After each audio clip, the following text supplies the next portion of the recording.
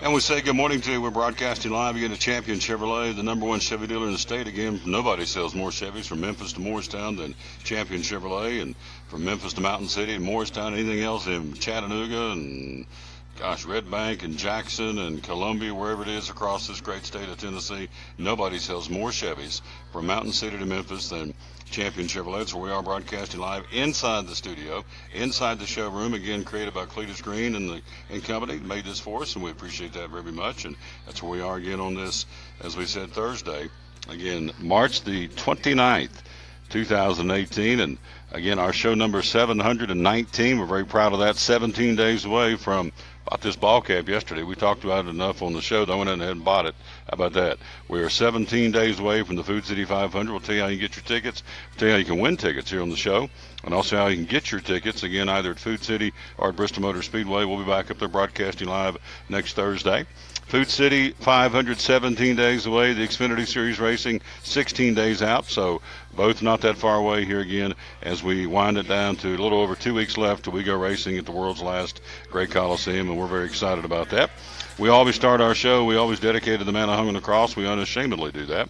Today's verse is Isaiah 41:10, and it says, "Do not fear, for I am with you. Do not be dismayed, for I am your God. I will strengthen you and help you," and he does. "I will uphold you with my righteous right hand." Out of the book of Isaiah, Isaiah 41:9.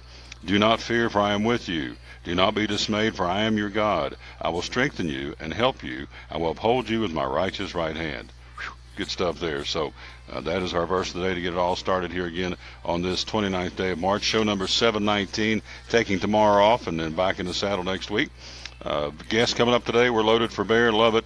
Coming up in just a few minutes, Zach Clark, the general manager of the Johnson City Cardinals, will join us. The brand new one. Of course, Tyler took off to be the GM for the Lansing Lugnuts.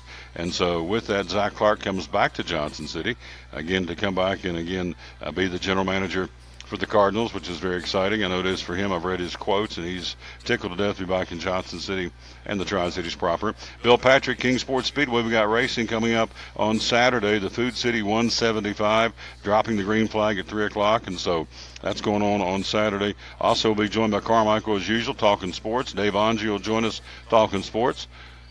Chris McCall's going to be here today, so we're going to have, a segment for... The show's it is not complete unless Pete comes by and says it's a show for dummies.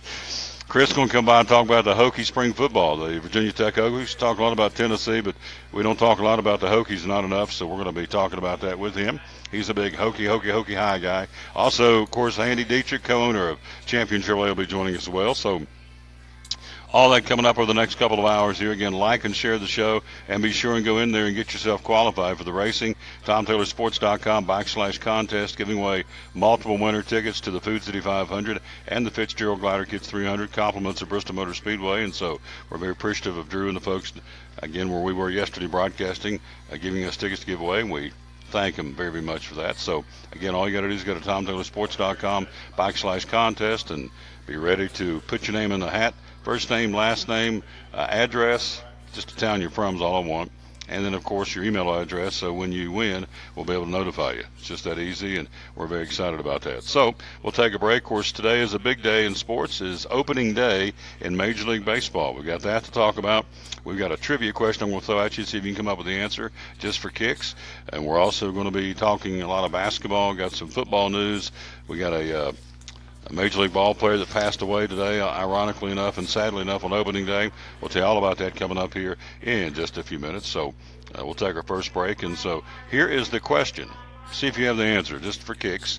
Here is, in fact, I got a couple of quizzes. I got a NASCAR quiz question today and a baseball trivia question. I put it up against Tim Copenhaver, who's a big baseball guy. I need to know the answer, so I don't know if I can stump you or not. But here it is. I'm looking for and just get online and send it to us again on the Facebook to see if you guys can get it. Anybody out there in internet land can pull this one down and get it. Which team has the record for the most consecutive opening day victories? Which Major League Baseball team has the record for the most consecutive opening day wins? And we'll see if you know that. In fact, one team today, when we start opening day, has a chance to tie it. So There you go. There's your shot. See if you can give me an answer. See which team you think it is. The team that has the most consecutive opening day wins by a team.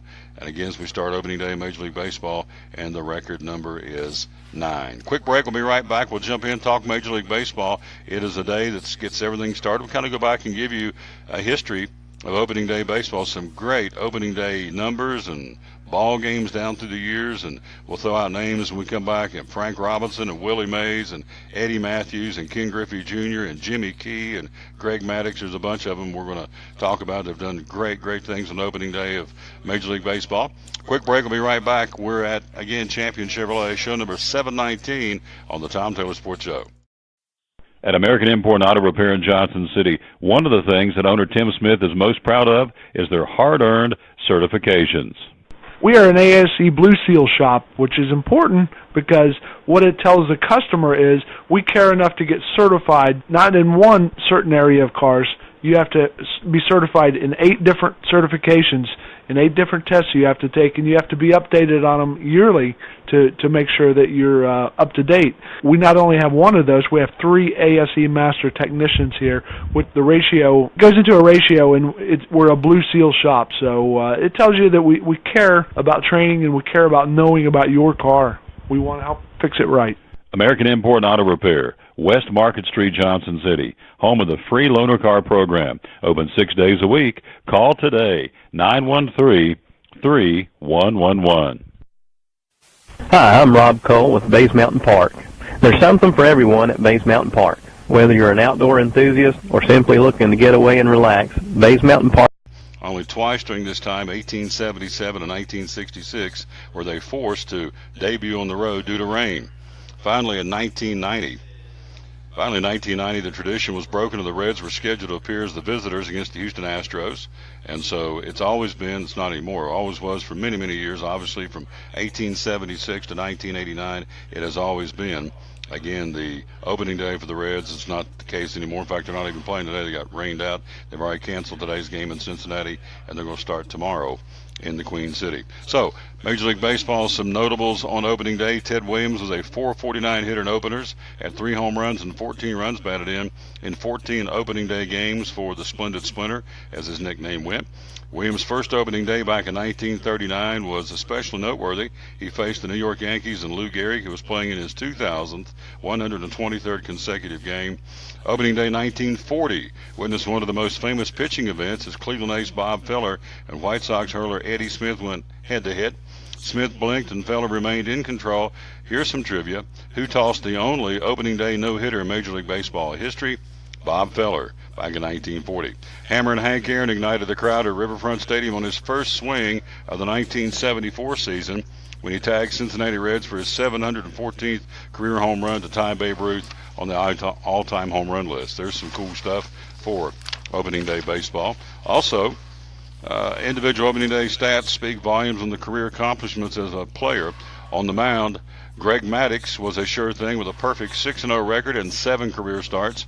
Jimmy Key holds the record for the most wins on opening day without a loss with 7. And other perfect opening day hurlers include Wes Farrell, Lon Warnick, and Rip Sewell. All those guys, again, have had great opening day games. At the plate, Hall of Fame outfielder Frank Robinson, Hall of Fame outfielder Ken Griffey Jr., and 2-time All-Star Adam Dunn each had 8 career record-setting home runs on the first day of the season. Willie Mays and Eddie Matthews each had 7 opening day home runs. How about that? It's pretty neat stuff. Hall of Fame pitcher Early Wynn, who played for the Washington Senators, Cleveland Indians, and the Chicago White Sox, summed up the essence of opening day when he said, "Opening day is like no other game, not like any other game. That's a little extra excitement, a faster beating of your heart. You have that anxiety to get off to a good start for yourself and for the team. You know that when you win that first one, you can't. You know that when you win the first one, rather, you can't lose them all. That's pretty cool." So that's opening day as far as some of the notables. And I thought that was interesting that Jimmy Key, let me read that stat again. Jimmy Key holds the record for the most wins on opening day without a loss with 7. He pitched for the Toronto Blue Jays back in the day. Here is the schedule for today. The Cubs will be in Miami. It'll be the Cardinals opening up in New York against Syndergaard and the New York Mets. Pittsburgh and Detroit. Baltimore, by the way, Daniel Norris made the 25-man roster for the Detroit Tigers and is penciled to be the number 5 starter, which would put him against Kansas City on Tuesday of next week. Baltimore, which is good news for us. Congratulations to Daniel Norris and everybody here in the Tri-Cities pulling for a local youngster who is now pitching in Major League Baseball, which is great. Baltimore today at 3:05 hosting Minnesota. Texas home to Houston. The Yankees will be again in Toronto, opening up things there with Severino on the mound for the Evil Empires are known. Angels in Oakland, the Red Sox at Tampa Bay, Sale on the mound for the Bo Sox. Philadelphia in Atlanta with Tehran on the mound for the Bravos. It'll be a 4:10 first pitch. Cincinnati and Washington already been washed out in Cincinnati. They'll start tomorrow. Milwaukee at San Diego, Chicago at Kansas City. San Francisco take on the Dodgers tonight. Clayton Kershaw, 7:10 first pitch from Dodger Stadium. Cleveland at Seattle, and Colorado will be at Arizona. Again, the world champion Houston Astros will be on the mound. Justin Verlander going against Hamels of the Texas Rangers at a 3:35 start again in Arlington, Texas. And so that's what's going on opening day of Major League Baseball. A couple of other notes on a sad note. Rusty Staub, Mets great, passed away today, early Thursday morning on opening day. Mets asking for prayers, noting that Staub's health was failing earlier in the spring. He had been in contact with the Mets organization, passed away at 2 stints of the Mets from 1972 to 1975 and 1981 to 1985. Rusty Staub, outfielder, helped lead the Mets to the 73 World Series, where despite a separated shoulder, hit .423 against the A's. Tells you what kind of guy he is. A guy had a separated shoulder, is still batted .423. Rusty Staub passed away this morning at the age of 73. One other note in Major League Baseball, we'll take a break and get our man in here. In fact, he's sitting here. We're going to put him right on the show, ready to roll. Royals catcher Salvador Perez missing the next 4 to 6 weeks after being diagnosed with an MCL tear in his left knee. How about this? He's been in spring training all this time, and so he gets hurt, suffers injury when he slipped while carrying his luggage on Tuesday night. What a freak accident. 27 home runs last year, 5-time All-Star, 4-time Gold Glove winner. While he's gone, Drew Butera, hope I'm saying it right, Butera, will serve as the Royals' primary catcher, and Cam Gallagher will be the backup for the Royals, who lose Salvador Perez for 4 to 6 weeks, slipped while carrying his luggage on Tuesday nights. That's what's going on in Major League Baseball opening day. Again, the trivia question is, which team has the most consecutive opening day wins with 9? If you think you know, just for kicks, shoot me a Duflachi on Facebook, whatever a Duflachi is. Love to see if I can stump you. I stumped Tim Copenhaver, who's a baseball guy. He said he gave me 3 good guesses, none of which were correct, so it may be too tough for you. I don't know. Consecutive opening day wins. Which team has them with 9? And we'll tell you that the Detroit Tigers have a chance to duplicate that. They've won 8 in a row today, going into today's ball game. And as we said, they will take on, with Daniel Norris now on the 25-man roster, they will be home today against Pittsburgh in a 1:10 first pitch from Detroit. Quick break. Nope, let's keep it right here. He's here. We don't go quick break when the man's in the house, and he's ready to talk about some racing. The Food City 175 coming up on Saturday. Looks like got some rain between now and then. Looks like we're going to be able to get that race in, and that's awesome. So let's bring him in, our buddy Bill Patrick from the King Sports Speedway, and comes in proudly with his King Sports Speedway shirt on. And let's get him tuned in. And there he is. Good morning, sir. How are you? I'm doing good. How are you, Tom? I'm doing fantastic. Ready to go racing. So we've been practicing. We've been talking about this for weeks. Got rained out last week, so we're ready to go coming up Saturday with the Food City 175. Yeah, the weather's looking real good Saturday, so it's going to be a great day to see some good racing. It looks like it's going to be great. Excuse me. Yep, we were up there and watched practice a couple of weeks ago and saw Dylan Hodge and Chris Van Dyke, and had several folks up there taking their laps around the concrete jungles, we call it. So very exciting stuff. Ready to go with racing on Saturday, brought to you by Food City and the Food City 175, brought to you by our great friends from Food City. So let's talk about it. You got any more practices between now and then? Actually practicing this afternoon and again tomorrow, and then they'll be practicing some Saturday before we qualify and race. So it's here. It's here. So what time's the gates open on Saturday? When can the fans get in there? The fans can start getting in about noon. Excuse me. the gates open in the pits about 8:30, 9 o'clock. So cars will be in there. Some of them will be left from Friday night. So we're expecting a big car turnout this year, and we've had to extend the fence and be pitting more of them outside because we ain't got room to put them all down in the infield. So that's a good problem to have. So how do you extend it? So where will they be pitting? Out of the infield, up on the side? Well, Pure 4, that's such a big class. The one I'm over is usually pitted right outside turn 1 all the way down to the sign-in gate. Well, they've moved that fence and the sign-in gate, and the Pure Streets will be up and they'll be out there with the Pure 4s. So then the Mod 4s will be over in turn 2 right outside that gate. So when they get ready to race, I'll line them up there in the Pure 4 pit area, and we'll open that gate at turn 1, and when they come out on track, they'll be ready to rock and roll. There you go. So trying to speed things up to where fans don't have to wait while we say, you go here, you go here. Mm-hmm. We'll try to have them ready and on the track by the time they'll be ready to go when they pull out there. A few warm-up laps, and then let them go. Turn them loose. Turn them ponies loose, let them run. We're talking again to our buddy Bill Patrick. We're live here again at Champion Chevrolet on a Bristol Motor Mile, Johnson City. Andy Dietrich joins us coming up in a few minutes. Also, Zach Clark, the new general manager of the Johnson City Cardinals. He'll be here coming up in a few minutes and talk a little baseball. It is opening day after all, and his beloved Cardinals, the parent club. So they're opening up in New York. Am I right? I think I said that. They will be in New York taking on the Mets, and they will be in a 1:10 first pitch. Syndergaard for the Mets, and Martinez will go for the Cardinals. We'll get an update on the parent club and also what's going on with Johnson City Cardinal baseball, which starts in June, which is not that far away. But we've got racing starting this coming Saturday. The Food City 175. Break down the classes. Who will race first? I'm not sure which twin will be, but I think it's a late model twin. They'll be running first, and then they'll go in and do some work on their vehicles, and then they'll run last. And then in between there, it'll probably be something like Mod Street, Pure Street, Mod 4, and Pure 4, and then another late model. Of course, the PA, for folks going up there that don't quite know the difference in the different divisions, a man will be up there. He'll be announcing, letting folks know what the difference is, right, and what's going on. Call him Moot Jeter. He'll be trying to. We've got a new PA system thanks to Toyota Kingsport, so and you can hear a lot better. I think we've even put some speakers up in the tier parking area for people up there. Hopefully, they can get some speakers out there where we've extended these pits, so the guys out there can hear. So it's. He tries to tell, but when them cars are going, you can't hear nothing but cars. But they're roaring. So then we do an interview at the end with the top 3 of each race, and at the end, you'll get the top 3 positions will be interviewed at the end.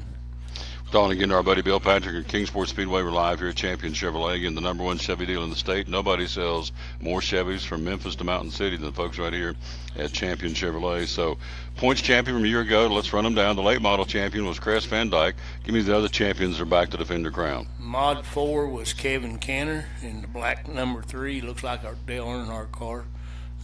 Kenny Absher, Pure 4.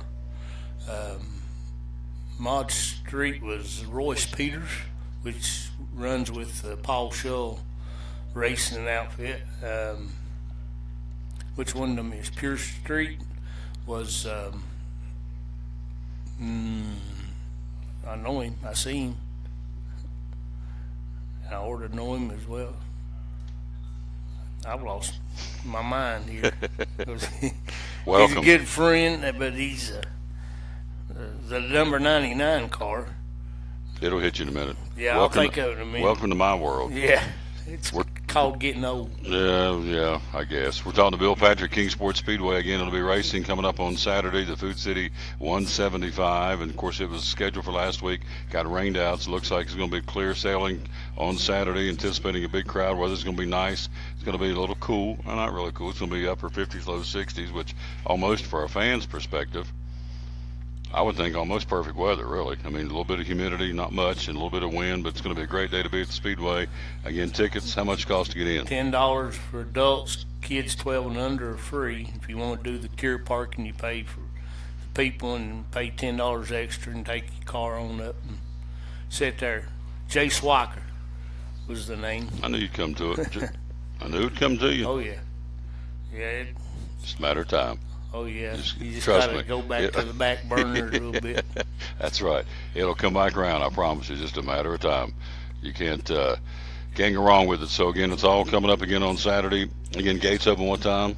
The gates will be opening around noon. We'll be qualifying around 1, and then we'll be racing at 3 o'clock. And the car count is up from last year. Way up. Oh, yeah. Looking in, we're between 30 and 40 pure fours, and we're going to have probably between 20 and 30 mod streets, probably 20-some late models, and probably going to be close 20-some mod fours. And pure streets, there's a lot more coming in on it too. So. Car count's up because several tracks have closed, unfortunately, around the areas. That, again, has heightened the number of cars, which is good because more cars on track, more beating and banging, and that's a good thing. So we will anticipate getting over there and watching some racing this year. Looking forward to it. We're still working with doing some things with Karen, and so we're very excited about what the future holds here by promoting the concrete jungles, they call it, the Kingsport Speedway. So the first 3 races are now, will be daytime Saturday races, right? And then we'll be taking a break for the Bristol race, and then we'll be going back Friday night. Friday nights under the lights in Kingsport at the Kingsport Speedway. Yeah, you talk rubbing is racing, and they believe it over there. They like to rub. Beating and banging. Yeah. Tempers flare. We have hurt feelings most nights and most days. Fireworks in the pits, and getting to be a little bit in the stands, and it goes everywhere. So that's they part get of it. excited. People get into it. There you So go. all these new cars that's coming are going to bring their fan base. So Sure. we're hoping for a Packed big house, turnout. Oh, We absolutely. can always got room for more. It is the backbone of NASCAR, as far as I'm concerned, short track racing at Kingsport Speedway. And so, again, it's coming up on Saturday. One of our great sponsors, Food City, and the Food City 175. And so we're going to have you back on next week. We'll have more racing. See, next week we'll be next Friday back in Food Cities, and we'll be at Food City. Let's see. Next Friday we'll be at Food City Volunteer Parkway in Bristol. So I know you get back to.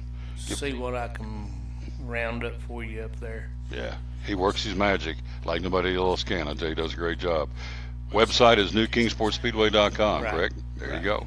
Good Won't stuff. be no points results right now because we hadn't started yet. No, but but there's information there you can take and you can use, and it's good for you. So good information. I saw a video the other night Pat Shell had on of Zeke getting around. It looked like he was getting around that track pretty good. Mm-hmm. And we've got quite a bit of competition coming in them late models this year. It's going to be exciting.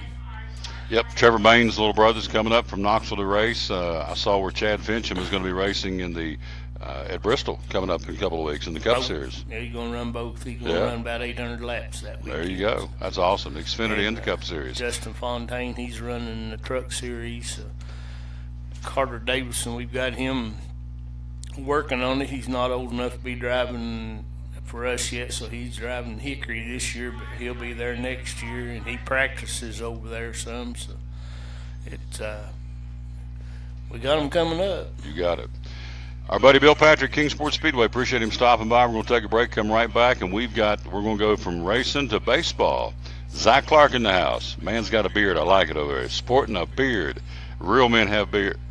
Well, real men and have mustaches Well, I've too. had a beard in the past, but I don't want you to whip me before you leave here. So real I'm men, good. men I with got facial. rid of mine. It's hard. I kind of excluded him. So You wear these people with headphones mustaches are and good these too. mics, and you get that thing caught in the beard, and it's time to get rid of it. There you go. We'll take a quick break. We'll come right back. We'll talk to Zach, talking Johnson City Cardinal baseball. And the big club opens up in New York against Syndergaard. We'll talk about the Cardinals coming up next. Thank you, my friend. Appreciate you. All right. See you next week. We'll take a break. We'll be right back. We're live at Champion Chevrolet, show number 719 of the Tom Taylor Sports Show. Phil's Dream Pit, the quest for perfect barbecue. Do you like pulled pork? At Phil's, the pulled pork is cooked low and slow. We cook it all night, but we serve it fast. Our pulled pork is hickory smoked, tender and juicy. We serve the pork either as a sandwich on a bun or platter style with garlic toast. And don't forget to try our pork wings. They taste like a cross between ham and our sweet ribs. It comes as a meal, as an add-on, or part of our meat sampler platters. Pulled pork and pork wings. Just two great reasons to stop by Phil's Dream Pit. Eastern Star exit off I-26, 349-6437. Phil's Dream Pit, the quest for perfect barbecue. American Import and Auto Repair in Johnson City takes care of both male and female customers, but owner Kim Smith says they have a special care and concern for ladies.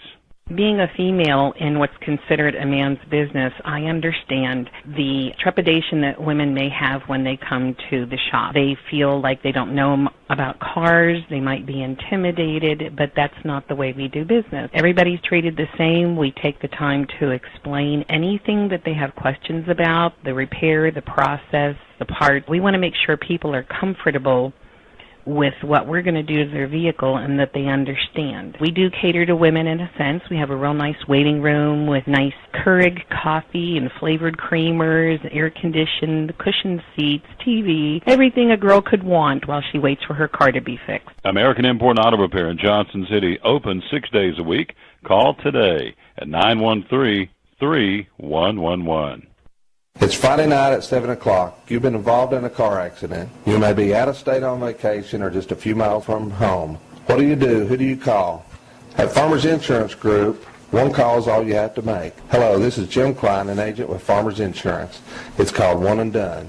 You don't have to wait till Monday morning to file a claim. You can make the initial call and we'll begin right away to help you. We assist you in moving the vehicle to a certified repair shop, getting you set up with rental car, and informing your agent.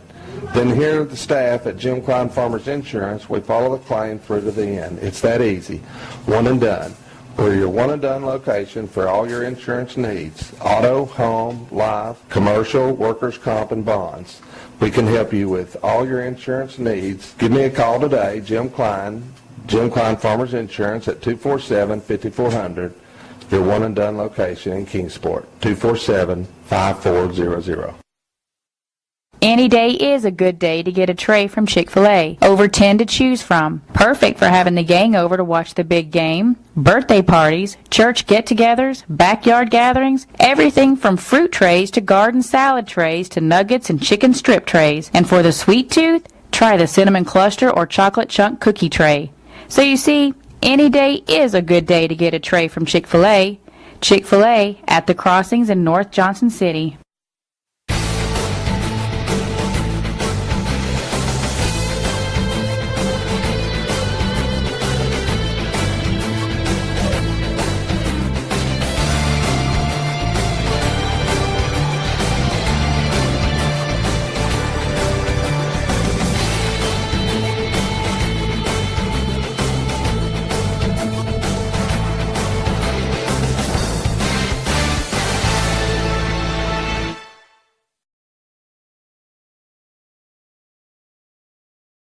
Our great sponsor at Sprint, giving you a chance to save at all Sprint stores across the Tri-Cities. When you go into any Sprint store and say you heard the Tom Taylor Sports Show or Elizabethton Cyclone Baseball, they'll give you 25% off or a fourth off any accessory in the store. That would include Urban Armor gear cases, OtterBox cases, any screen protectors, tempered glass, 25% off, wireless charging stands, pop sockets, tablet cases, wireless chargers, battery packs are all 25% off when you say you heard the Tom Taylor Sports Show or Elizabethton Cyclone Baseball. Also, Beats headphones, both the headphones and the earbuds, 25% off when you say you heard the show. Also, 3-piece magnetic organizers, battery packs, tablet cases, JBL portable flip speakers. It goes on and on. Anything accessory in the store at any Sprint store in the Tri-Cities, say you heard the Tom Taylor Sports Show and or Elizabethton Cyclone Baseball, and save 25% off today. Back to the Tom Taylor Sports Show again with us live, as you see on the screen, the new general manager, kind of new. He left and he came back, so that's good. And Tyler went on to be with the Lansing Lugnuts. Which team's that affiliated with? That's the Blue Jays affiliate. Toronto Blue Jays, yeah. And so we used to have Tyler on all the times. And so now the new general manager's in, Zach Clark. So you've been here before in Johnson City. Tell us about your track record. Yeah, so kind of the same as Tyler, to be honest. He and I grew up together, went to Central Michigan, went to Martinsville, Virginia together to work in the CPL. And through all that, he got the job here in Johnson City. So called me up, asked me if I wanted the job, made me his assistant GM. And was here for 3 years as his assistant GM, working with Tyler there. 2 years with the Sports Foundation, and last year I was with Boyd Sports. And then took an opportunity to go to the Asheville Tours over in North Carolina there, Rockies affiliate. Worked for them for a year, and Tyler took the opportunity back home in Lansing, and guys from Boyd Sports called me up and said, "Hey, what are your thoughts on coming back?" And I said, when do I start? Really? Yeah, it was that easy for me. It's interesting to come back and the phone, he'd already hung up, he's gone. He put the key in and came on by across the mountain. Yeah, that's right. And gosh, you look over the last 4 or 5 years, the growth for the Johnson City Cardinals has been phenomenal, both the facilities and certainly the attendance. And when Boyd's got in it and put their stamp on this franchise, it really took off. It did. I mean, for Tyler and I, when we got here in 2014, it was really just about, how can we change this atmosphere? What can we do to bring a younger demographic to the park and be, something that everybody in the community wants to be involved in, instead of just the sports fan or the baseball fan. And then when the opportunity to get with Boyd Sports came to the table, we kind of looked at that and said, okay, this is really what's going to take us, to the next level, and that's what it did. It's been an unbelievable opportunity. Working with those guys has not only helped us at the stadium and as the Johnson City Cardinals, but as individuals, it's just been a great marriage for us. Here is the ball cap 11, the Johnson City Cardinals on the field. Been pretty successful. Yeah. Brought home championships. Tell me about it. Yeah, we've won 4 championships in the last 8 years, I believe. Getting ready to bring home another one this year. So hopefully, fingers crossed, right? It's a way to think. The Cardinals are an unbelievable organization. I mean, we all know that. They draft very well, and they're dedicated to building through their farm, and that starts with us, fortunately. But they're not afraid to send us some good rosters, and we take advantage. So we enjoy that. So the obvious question you were talking, you see on the screen, Zach Clark, the new general manager of the Johnson City Cardinals. We're live here at, again, Champion Chevrolet, the #1 Chevy dealer in the state. Nobody sells more Chevys between Memphis and Mountain City than these folks right here. And it's been busy in here this morning. There's been traffic all over the lot. And I was here yesterday. There was traffic all over the lot. So spring has sprung, and the cold weather's behind us, we hope. And folks are in here, again, taking advantage of some great savings. And Andy's going to tell us about it coming up here in a few minutes, the co-owner. So kids or young men have come through Johnson City now up at the big club. Yeah, we've been really fortunate. There's a couple guys on the opening day roster that started off as baby birds. Everybody's favorite probably would be Yadier Molina. He's making his 14th consecutive opening day start. So that's incredible. So he started here, but the one guy that we're extremely excited about is Paul DeYoung. He's the starting shortstop for the Cardinals today. Paul was here for about 2.5, 3 weeks. I mean, he came into the Appalachian League and he swung a hot bat, hotter than I've probably seen in the 3 or 4 years that I've spent around the league. And he was gone and didn't look back. And he made the big roster. And then there's another guy that people might remember, Jordan Hicks. Jordan was here in 2016 with us, and he's a really hard-throwing right-hander. And the unbelievable thing about Jordan is he hasn't made it past Palm Beach, and he's on the opening day roster in St. Louis today as their ninth inning guy, their closer. So really excited about Jordan's progression and happy for him as well. Where are the steps between Johnson City and St. Louis? Where do you go once you get promoted? We're single A, double A, triple A. Yeah, so a lot of people don't realize is there's 3 levels of A-ball that these guys have to work their way through. So we're a rookie league affiliate, and then they'll go to State College, Pennsylvania. That the State College Spike Share facility with Penn State University, and that's what's considered low A. From there, they'll go to the Midwest League in Peoria with the Peoria Chiefs. That's just regular A ball. From there, they'll go to Palm Beach, Florida, which is also the spring training site with the Palm Beach Cardinals. Moving on from there, they'll go to Double A, which is over in Springfield, and then on up to Memphis and then St. Louis. So they've got a lot of work to do to get to that point. But you look at a guy like Paul or or Jordan, who was here. Paul was here in 15, Jordan was here in 16. They're already in St. Louis, so they pop them up pretty quick. I mean, if they've got the talent, they're not afraid to jump them. That's a bunch of steps too, but if you've got the talent, they're gonna move right on up. They're gonna move you on up. They're gonna take a chance on you. So. Johnson City Cardinals starting, of course, mid-June, and so I know they're putting together nights and promotional opportunities and all kinds of neat stuff and season tickets. And tell us what's going on with the Cardinals now. Yeah, we've got a lot of really exciting things going on this year. First and foremost, we just announced that we're putting in all new seats for our season ticket holders. So all those blue seats that were down in the first 3 rows are going to get ripped out of there. They sat in an aluminum platform. We're going to concrete that all out. So these seats are going to be a little bit bigger, a little bit more comfortable, and we're going to have cup holders. You guys want to have a beverage and sit down in front, you're going to have a place to put that beverage. So, that's cool. We're excited about that. We finished up our lights project, which was probably not something a lot of people in the community are going to be excited about, but something I'm really excited about because that's an important aspect. So we've got that going on. From promotions, you're going to see a few more fireworks show than you've seen in the past. A couple of bobbleheads. We've been really excited about the young guys that are coming through the system, so we'll see some exciting bobbleheads. Not ready to release those yet, but promotional nights, we've got some cool ones that we're going to do that never been seen here in the past. So all you Star Wars fans and Jimmy Buffett fans, be on the lookout for our promotional calendar. We'll have some fun nights on the calendar. I read a couple of weeks ago, as far as giveaways, the number one sought after giveaway now are bobblehead dolls. Yeah. That's what everybody wants, and I know Tyler brought me one last year of the kid that had the is Reyes that had the arm surgery. Yeah. And is he back, by the way? He's still kind of floating with that injury. They're trying to get him back, and I think he's one of the top 5 or 10 prospects in all of minor league baseball right now, but he just can't stay healthy. And when he does, the Cardinals are going to get a huge boost, but he's still fighting that injury. But we're hopeful that he's going to be back in full force this year. I've got one of his bobblehead dolls, and so folks really want those, and so you're going to have more of those this year. We'll have more of those. I think we're doing three of them this season.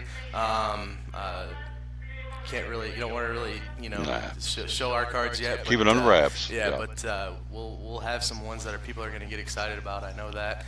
I'll have to bring you one of our Yadier Molina ones we've got. Tyler brought you an Alex Reyes one. I got to one up them. Got to one up them. So we'll get you one of those. He is. I would think he'll go down as one of the all-time great Cardinals. I mean, he's got it, right? I mean, that's a long history. That's a long list of names, but he's got to be in there. It's just unbelievable what he's meant to that organization over the last 15, 20 years, or however long it's been. I guess 15 years. But he's a staple there for sure. When I think of catchers for the Cardinals, I guess the other one I think would be Ted Simmons. Before him, I was trying to think who was a catcher in the World Series in '67. We had Gibson and all those guys. That was a good team. And of course, I've drawn a blank at the wrong time, but Ted Simmons and I would think Molina would be the two guys you would think all-time great catchers of the Cardinals have to be those two guys. Yeah, it is. It's a short list, and Yadi's right there at the top of it, I would say. And that history there, the heritage that St. Louis has set out for the rest of their affiliates has been a great tool for us, and we're excited to take advantage of that. We've got one really exciting announcement coming up pretty soon that's going to really relate back to St. Louis and give us a closer relationship with those guys. I think everybody's going to be excited about that. I want everybody on the lookout for it. So a little cliffhanger there for you, too. Little tease. Yeah, that's right. I like teases. There you go. And so season tickets, tell me about that. I know you've got different levels of season tickets, and you get different bells and whistles. So tell me about season tickets. Well, a reserve season ticket, so we just talked about the new seats coming in. A reserve season ticket is $165. That gets you all 34 games. A reserve seat down in front. And David, who is our director of ticket sales, is working his tail off with mini plans and flex packs and creative opportunities for fans to come out, because 34 games is a lot of games, right? I mean, a lot of maybe some fans don't want to come out to 34 games or commit to 34 games, but David's got 6 game packs. He's got 12 game packs that come with a bobblehead, or it comes with a shirt or a hat. So he's working his tail off to get the community some extra benefits inside of their ticket plans. But a season ticket's going to come with what we call Cardinals Cash. So it's flexible spending inside of the stadium that can get a couple extra hot dogs with, or maybe take a few bucks off your hat. And again, you're going to get one of the best seats in the house. So season tickets are, for us, that's kind of our lifeblood, and we hope that with these new seats coming in, that the community is going to come out and support that for us. I know they will. They have so far. So absolutely. I'm excited about that. Yeah, and you set attendance records over the last couple of years. Yeah, that's been incredible. The jump in attendance has been, farther than we could have imagined. Before Tyler and I got here in 2014, they averaged 803 fans a night, and right now we're pushing 2,000. So the support we've had in this community has been just unbelievable. We couldn't have imagined the support we were going to get from our fans in Cardinal Nation out there. But with all the improvements and enhancements going on, we're making a little bit of noise, but it's really been about the community and our fans that have come out and supported, the changes that we've made. It wouldn't be possible without their support. So before you guys got here, for whatever reason, I don't know what it was, but I never saw much Cardinal merchandise around town. But since you guys have come on board, just like this, and I see more and more, especially little kids, young kids running around with Cardinal T-shirts on and Cardinal ball caps. So you're doing a great job. You guys have done a great job merchandising the team. And we appreciate that. That's just something that we thought was extremely important. We wanted to get our logo and our brand in the hands of as many people as we possibly can. And I think that, again, the community has responded to that. And you're right, we're starting to see it more and more and more and more. And so that's something we're very excited about, and we're blessed to have that support. And like I said, all this wouldn't be possible without it. So we're just going to keep going. We're going to keep moving forward. We're going to keep adding more to the stadium, more, try to do more in the community as much as we can to continue that fan support that we've had. Remember, an old timer told me a long time ago, said, "Son, always remember a T-shirt or a ball cap is a walking billboard." That's right. He said, "Never forget that," and he's right. You see a case in point. This is a good-looking ball cap right here, and so Cardinals on the back, and so Johnson City Cardinals. So a website? Yeah, jccardinals.com. You can find all the information for tickets, and once we announce our promotions and all the new things going on, you can find all of it there. Our social media is one thing that we're working very strongly with right now. So our Facebook and Instagram and Twitter pages, you can follow us on those sites as well, and then just give us a call. David and Logan are two guys that are back at the stadium right now. They're waiting for your call. You can find us at the stadium at 423-461-4866. So I'm sure from a corporate standpoint, there's opportunities to get involved and do sponsorships and tickets, as he said. We're talking about David Compton, right? David Compton, yes, sir. Bristol Motor Speedway man. Yeah, he is. Yeah, he's a hard worker, good guy too. Yeah, he's always talking about the racing over there, and he's still good friends with those folks, which means we're good friends with those folks. Absolutely. He does a great job. He does. He does a great job. And our new guy Logan, he's a great story for us as well. He started off as our visiting clubby, which is a very thankless job. Of course, you're taking care of the visiting team, doing a lot of the stuff that people don't want to do. And then we promoted him.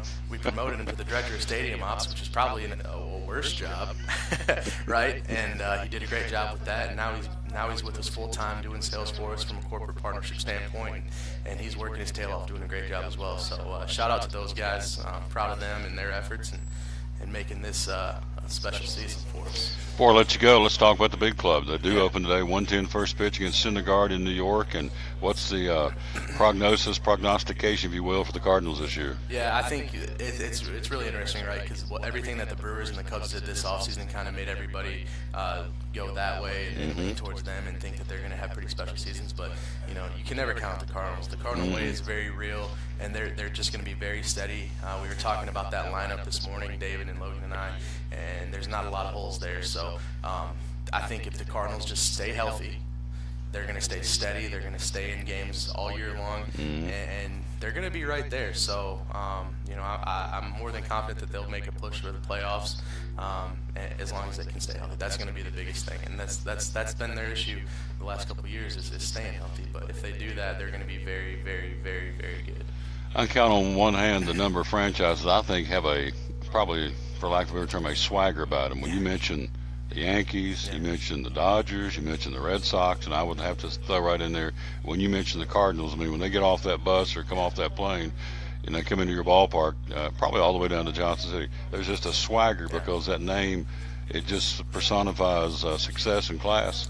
It does, and there's this mentality that all these guys have, and it starts here in Johnson City, and it works its way all the way up through the system. And I mentioned it's the Cardinal way, and those guys buy into that, and that's where that comes from. And it's no secret, but it's something that we talk about with these guys weekly, and they buy into it, and that's what's made this organization pretty special. There you go. Again, one more time, the website is jccardinals.com, and you can find all of our information there. Or, like I said, David and Logan are waiting on those phone calls, 423-461-4866. Opening night is June 22nd, and we're going to actually play the Mets as well. So we're mirroring the big club on that one. Kingsport is going to come over to our place. We open on the road, I guess. We open the season on the road in Bluefield with the Blue Jays, but our home opener is June 22nd with the Mets. So Kingsport Mets. Right. And that trickles down from the big club. Yeah. So that's a good rivalry, too. It is. It's fun. Well, the fun thing about the Mets are, we kind of see them all the way through the system, and that's where that rivalry kind of builds to. These guys play each other in the GCL, which is actually a step below us. It's the first level of rookie ball, and there's 4 teams in that division: the Mets, the Cardinals, the Nationals, and one other team. So they play those guys 17, 20 times there. Then they come and play them 17 times here, and you move on up. So that rivalry starts at a very, very early point for those guys. But what's the old saying? Familiarity breeds contempt. That's right. So there you go. So the rivalry is there. It's entrenched. Plus, you take the other part of it. A lot of these guys aren't from here. They don't get it. But there's a Johnson City Kingsport rivalry, too. That's right. Geographic. Yeah. That's kind of built in here in the Tri-Cities. So. Well, not only that, you got Elizabeth too, with the Twins. Those guys, they've been successful with the Appalachian League since 1974, 1973, like we have. They've been there 1 year longer than we have, so that rivalry is a lot of fun. And let's not forget our new sister team in Greenville coming over, the Reds. So that'll be a fun rivalry for us. Yep, and of course the Bristol Pirates as well, right? Bristol Pirates, they're right there. They've been a lot of fun for us. Having those guys in the league has been, having as many NL Central teams in the league as possible has been great. It breeds that rivalry all the way through, so it's been good. Yeah, it's a fun league. It really is, and we're in a unique situation with Bristol, Kingsport, Elizabeth, and Johnson City and Greenville that you don't see anywhere else across the country in minor league baseball. No, you don't. You're exactly right. Great point. Great job. Great interview, man. I appreciate you. Thank you. Yeah, looking forward to working with him. We're going to try and get him on as much as possible. We've had Josh Lawson on before the Kingsport Mets. In fact, he's watching right now. Hello, Josh. We also want to get the, to be honest and be fair, get the Twins and the Pirates and the Reds, because I think it's just very important to promote Appalachian League baseball, because it is a quality of life. There's a lot of cities in America that don't have baseball, and so this is quality of life, isn't it? It is, and it's important to these communities, I think. And you look at any of these communities: Kingsport, Johnson City, Elizabethton, Bristol, Greenville. These fans really enjoy their Appalachian League baseball. They support us fully, and it's important to keep that alive and well in this region. You got it. Great interview. Appreciate him very much. Looking forward to working with him. David Compton says hi, and he's watching. So not only is he working, he's busting his tail for the Cardinals, but he's got time to watch. Get back to work. Turn this thing off. Tell Logan to get back to work, too. That's great. That's right. There you go. We got work to do, boys. Yeah, looking forward to working with you, my friend. Thank you very much. Yeah. Appreciate it. Quick break. We'll be right back. We'll break down, take a look at basketball. We got basketball NIT championship tonight. The WNIT last night. The Lady Hokies get a big win, and we'll run down what's going on in college basketball. The ladies' Final Four is coming up tomorrow night, and of course the men will get after it on Saturday. All that and Andy Dietrich next year on show number 719 from Champion Chevrolet, the Tom Taylor Sports Show. American Import and Auto Repair in Johnson City takes care of both male and female customers, but owner Kim Smith says they have a special care and concern for ladies.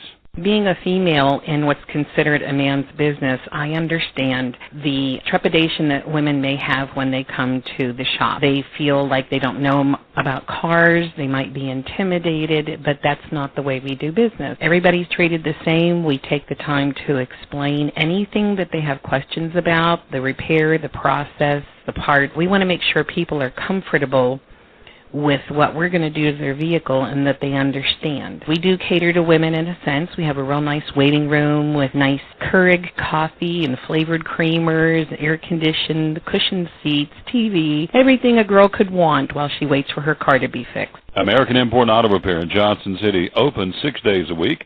Call today at 913-3111.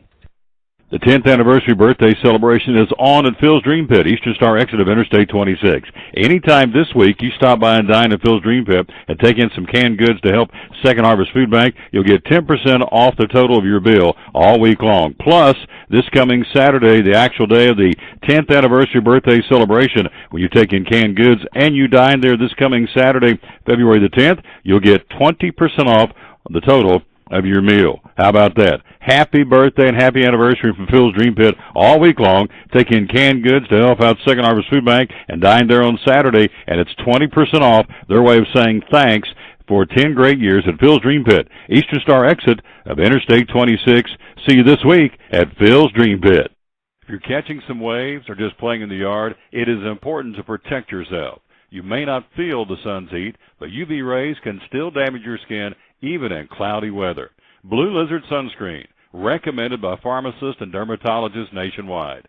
Our SPF 30-plus formulations use only the highest quality ingredients for broad spectrum protection.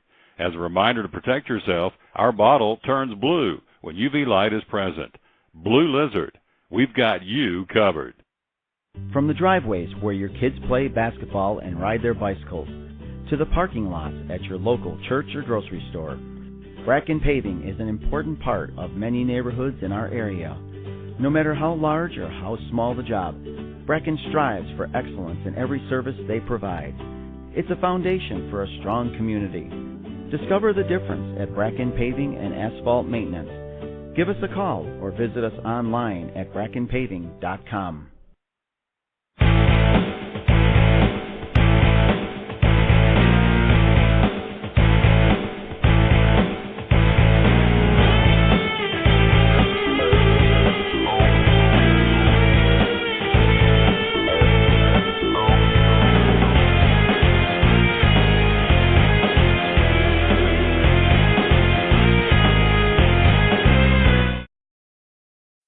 Welcome to the Mini Morning News Show, where we are so excited about Chick-fil-A's Chicken Minis for breakfast that we've minified the news. In real estate news, tiny homes for those who like everything within arm's reach. In culinary news, micro food, because, small plates. In entertainment news, this year it's all about the mini-series. In pop culture news, mini everything. Because, aw.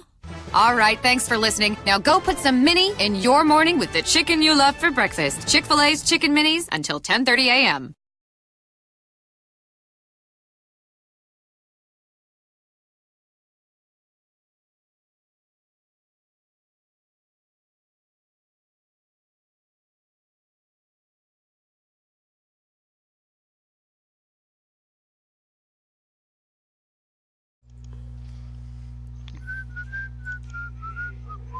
There we go, back live with the Tom Taylor Sports Show. Look at him on the screen. Look at him smile.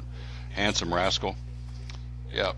Yeah, I figured out we've never got this right yet. I don't know something I'm not doing right. So operator error, but I'm there you go. When all this fails, blame the operator. There you go. That would be me. Yeah. So there you go. Everybody thinks I look like an Easter egg today. They think you look like an Easter egg? Yeah, because I got my purple and white striped shirt on. Well, you just springy. It's pastel. Yes. Springtime. Spring is sprung. Spring is sprung. Walk outside. Man. It's nice. It is nice. I want to hunt Easter eggs today. Sunday doesn't look too positive. No. We can do them today. You going to have one? You want a little Easter egg hunt? Yes, I am. And I spend a good part of my day picking up what my animals have left all over my yard. I filled up 2 full boxes because I didn't want the kids to find that instead of an Easter egg. Yeah, because your dog can do their business out in the yard, obviously. When you got a 110-pound dog and about an 80-pound dog, their stuff I had to pick up was pretty good size. Yeah, looked like a dinosaur been back there. What'd you do last night, honey? I went around and picked up dog droppings. So there you go. To get ready for Easter. Oh, okay. I can't top that. Ooh. So anyway, we're here again talking to my man Andy Dietrich, owner of Champion Chevrolet, and I've been watching. Last 2 weeks been in here. It's really picked up. It's good. Yeah. They sold 7 cars yesterday. Awesome. They're rocking and rolling. Now, what incentives? Because we're winding down the month, of course. The incentives are still out there. Is that correct? Yeah. We've still got the remaining. We only have a few left. 2017 Chevrolet Silverado All-Star Crew Cabs, $12,000 off. Then we have right around $10,000 off on select 2018, what year am I in? 2018 Silverado All-Star Crew Cabs. So there's some great deals. There's great deals on heavy-duty diesels right now that we've still got 20% off our remaining 2017 Corvettes in stock. All the 17 Traverses that are left are $6,000 off MSRP. We have 2017 Sparks starting at $10,995, so that's a brand new car, $10,995. It's a great deal, full warranty. But come and take advantage. It's we're thawing out. Mm-hmm. It's time to forget about winter. Mm-hmm. And buy a new car. Get that car, and also too, something else. A lot of people get their car serviced before winter, going into winter, going over everything you need to too in the spring as well. So bring it in, call our guys at the service department, and make an appointment to have them go over it. Yep. 2017 Spark for $10,995. Now, who would you market a Spark to? I talked about this last night. I went to Jack Dempsey's retirement party up there at the train station for WCYB last night, and we were talking about somebody came up to me and wanted to get a small car just to run around in town. Spark's not really, it can be a highway car. It gets over 30 miles per gallon, but it gets great gas, goes 30 miles per gallon, just run around in town. And it's small, it's easy to park, it's easy to parallel park, it's easy to fit in any parking space in the parking garage. So it is a car just for if you do your day-to-day businesses just around town, instead of maybe you got a Suburban or Tahoe for the weekends or longer trips, but if you just spend your week in town, it might be something worth looking at. A second or a third car, just to ease and not cost you a lot to operate. As my granddad used to say, just to peck around in. Just to peck around in. Just kind of go here and go there. So how many shows are we at? 719. And they said what? It wouldn't work. Wow. Wouldn't last. Yeah. And a large part of the success for these folks here, they always share the show, and they build a studio out here for me, and so large part of the success and the longevity is because of you and Tim. But you're moving on us next week. One time. Going up to the Speedway. And but that's time. Yeah, it is time. I was there yesterday, and they said, "Can you come back again next week?" And I said, "Yes." So we'll be inside of 2 weeks next week. Yeah, so, and I talked to Mr. Caldwell. Yes. And he's busy running like a crazy person. 100 miles an hour, your hair on fire. Yep. And then I also changed the subject too. I talked to Gary Mabry. I saw he put it on social media under one of the things I shared of yours, that you are officially coming to the morning breakfast April 11th to the John City Holiday Inn.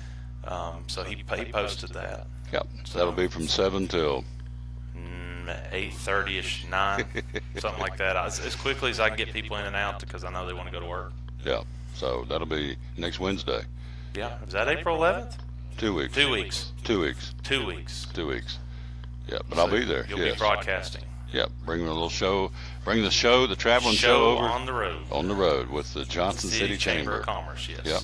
I saw Mr. Mabry the other day at the bank, and we talked, and he's very excited about me coming, and I'm very excited about being there. Yeah. So I'm excited about you being there. Promoting the good things of the Johnson City Chamber. So hopefully I won't flub up my job, and you'll be there to broadcast it to the entire world. How can you flub up the Johnson City Chamber being the president? I don't know. Sometimes you have to get them to speak in front of everybody that's there for the breakfast. You get tongue-tied? Yeah. Okay. It's hard for me to ever run out of stuff to talk about, usually. I can't see that ever happen. Hokey, hi. There you go. Chris going to talk to us. It's a segment for dummies coming out of that office over there. Pig came up a while ago and said, "Y'all doing it today, segment for dummies?" I said, "Yeah," and he just shook his head and walked off. So Chris will be up here in a little while talking about the Hokies and spring football practice. Carmichael joins us coming up in a few minutes. So yeah, we're into racing, and the Jerry and the folks were at, I guess it was Monday night or the Predators game. Yeah, it was Bristol Motor Speedway night. Had Keselowski in a Predators jersey, and they were selling some tickets and doing some shaking howdies and moving tickets to bring them up here to the world's last great Coliseum. I'm doing I think it's the 12th, maybe, the Thursday night dinner, that's benefiting Speedway Children's Charities. 2 weeks from tonight. Larry McReynolds is going to be there, and Ray Everham, and there's a third person I can't, it's on the tip of my tongue, but they're going to speak. Andy Dietrich will be there, not speaking, but eating. and enjoying the speakers that they have in front of us. So we're going to go do that. And if you are interested in that event, it's Thursday night, race week. The Bruton Smith Building. It's dinner and drink, and you get to hear these guys get up and speak. And then they have a little auction usually at the end, and they'll have Betsy will already have pre-printed big poster size pictures of something during these people's heyday, and they can sign it for you. And then they do like a little autograph thing, if they stick around for people. But if you're interested, contact Betsy at Speedway Children's Charities, and you can look that up on the internet, and her phone number's right there, and you can reserve a seat to see that. It's fun. I've never missed a year. It's a great event, great organization, doing great things. I had Betsy on the show yesterday, and she brought up and I thought about this when she said, coming up next Saturday, you have a chance to rappel off the side of the tower, Bristol Motor Speedway, 10 stories up, and it's called Over the Edge. It's a fundraiser for Speedway Children's Charities. Yep. And they've got a segment called Toss the Boss. And I thought, boy, if I get Chris and Peg and these guys to get into this and put you you can toss the boss. I was supposed to do it. I can't. So, yeah, the peanut gallery Chris is really I'll toss him. I don't know. Yeah, today. Chris. Well, you move him down and put him in his new I office. wish you had something I could throw at him over there. Zing it right in there. So you can't go over the side? Is that what you're saying? No, I've got a Chevrolet meeting I've got to go to, and I come back late that day. Oh.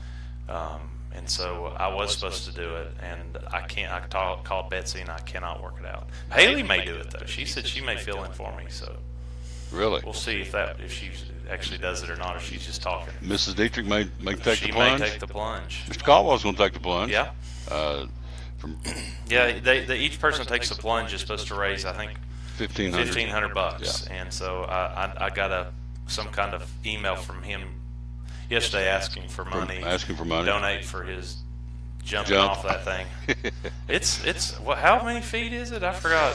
10 stories. It's I want to say 200 feet. Yeah, if I actually went off of it, Tim would automatically show up and cut the rope right when I went off.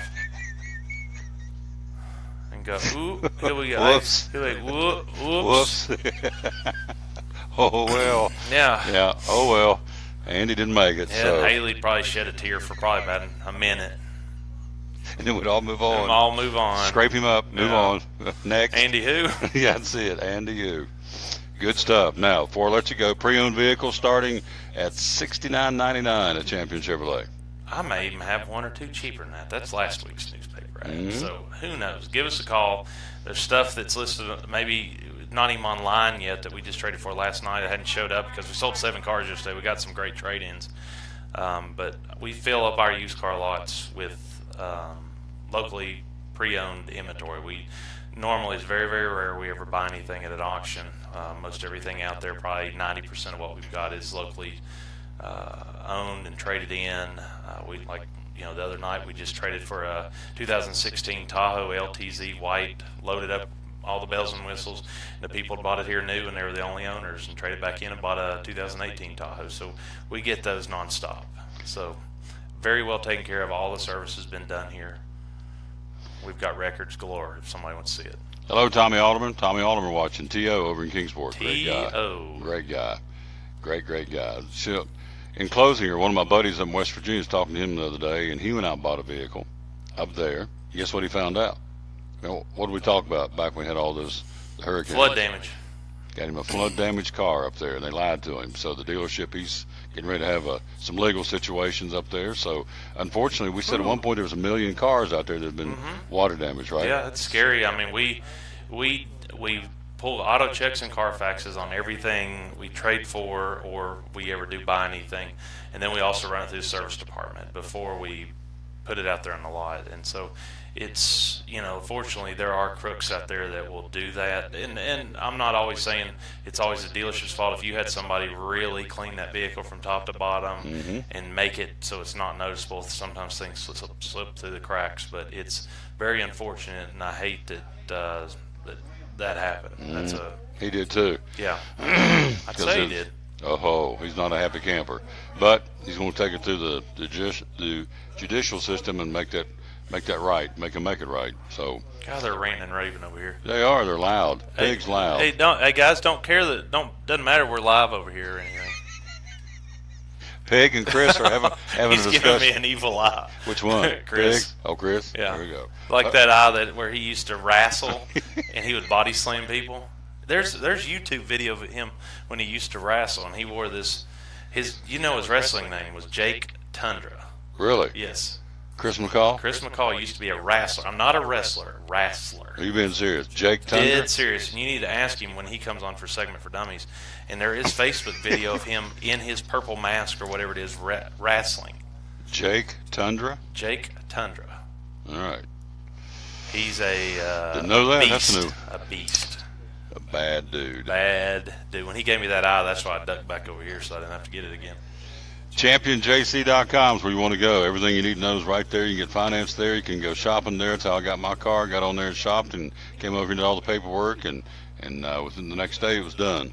Done like dinner. Keys and drove off. Loved it. All right. We'll take a quick break. You can come back later. You're done. Whatever you tell me. I got you. I'm yours. There you go. On that note, we'll take a break. He does look like an Easter egg. I will say that. The more I look at it, he's kind of lavender, kind of pastel. Carmichael joins us next. We're going to talk hoops, the Final Four coming up, and Major League Baseball, and some NASCAR, and Jake Tundra coming up next here on the Tom Taylor Sports Show.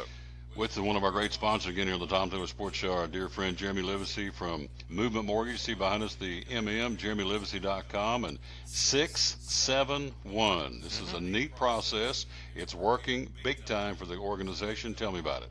Well, basically, our 6-hour underwriting process just basically revolutionizes the area because not any other lenders are doing that. And our 7-day processing period just means that we're getting everything processes in 7 days and then 1 day to close. So once everything's final approved, it gets to the title company in 1 day. The first number we're talking about is 6. What's that represent? 6 is from the time that we take the loan application and we submit it to the underwriting team, whatever you want to call them. About 6 hours later, we get our approval.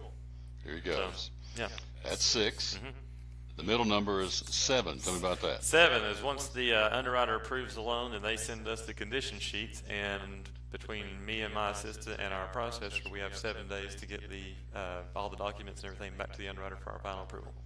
And then the last number out of 671 would be numero uno. Yeah, just the one. So once everything is done, then the closer for our team will package up everything that needs to be done at the title company for the legal part with the deed and deed of trust and notes and all that stuff. Sends all that to them, gets all the money ready, send it to them so we can close. Website is Jeremy Livesey, Livesey, JeremyLivesey.com. VA loans, tell me about that from Movement Mortgage, Jeremy Livesey. Yeah, this area is very good for VAs just because of the VA med centers here, and most of the people like to retire in this area, and a lot of them are veterans. So we offer 100% financing with no mortgage insurance to them. Still can close in 30 days or less. So I mean, it's not a big deal for them. And on our end, we enjoy it because we've got it down to a science. So. Number 2, the FHA loan. Tell me about that. FHA, it's more for people with less money to put down. Sometimes they do have some credit issues or just debt to income issues. And depending on where they're wanting to buy at, there are some different grant programs available as well. So we do a lot of the FHAs. This area is just a hotbed for FHAs just because of the, East Tennessee. We got a lot of younger people buying. A lot of people that just don't have a lot of money to put down. They don't have the 20% down like they used to have to get to buy a house. So. JeremyLivesey.com is the website you want to go to 24 hours a day, 7 days a week. We'll let you know what's there here in just a moment when you get there. USDA loans, tell me about those. USDA or the rural development loans, that's basically for the county, and they offer 100% financing as well. The guidelines for underwriting are a little bit stricter, but you do get 100% financing, so you kind of pay the price on a few things, but to get 100% financing on a $150,000, $200,000 house, get it for nothing, it's not a bad deal. VA loans, FHA, USDA, and then last but not least, conventional loans. Conventional is just your vanilla loans, 15, 20, sometimes 10% down, depending on what your situation is. More for your people with higher credit scores, some money down, lower debt ratios and stuff like that. They do have some advantages to it. They're a little bit easier to do as far as paperwork, and we do a ton of it. Office located right across from the Cracker Barrel in Boones Creek. JeremyLivesey.com. 6-hour underwriting process, 7-day processing period, 1 day to close. And so, again, when we go to JeremyLivesey.com, what will we find? You will find, like I said before, you'll find a nice picture of me. Also has a little button underneath that says Apply Now, so you can go on there and it'll actually walk you through it and tell you exactly what you need to provide as far as the documentation. And, put your name, address, phone number, social security number, all that stuff. It comes straight to my desk, and we can have you in approval the same day. Here you go. JeremyLivesey.com, Movement Mortgage. You can check them out, again, located physically here in Boones Creek, right across from the Cracker Barrel. But again, the website, 24 hours a day, 7 days a week, Jeremy, Jeremy, and then Livesey or Livesey, Livesay, easy to spell, JeremyLivesey.com. And it's a busy time right now. It is. And you love it. I do. VA, FHA, USDA, and conventional loans, give him a call. The process is called 671. Again, Jeremy Livesey, Movement Mortgage, one of our great sponsors here on the Tom Taylor Sports Show.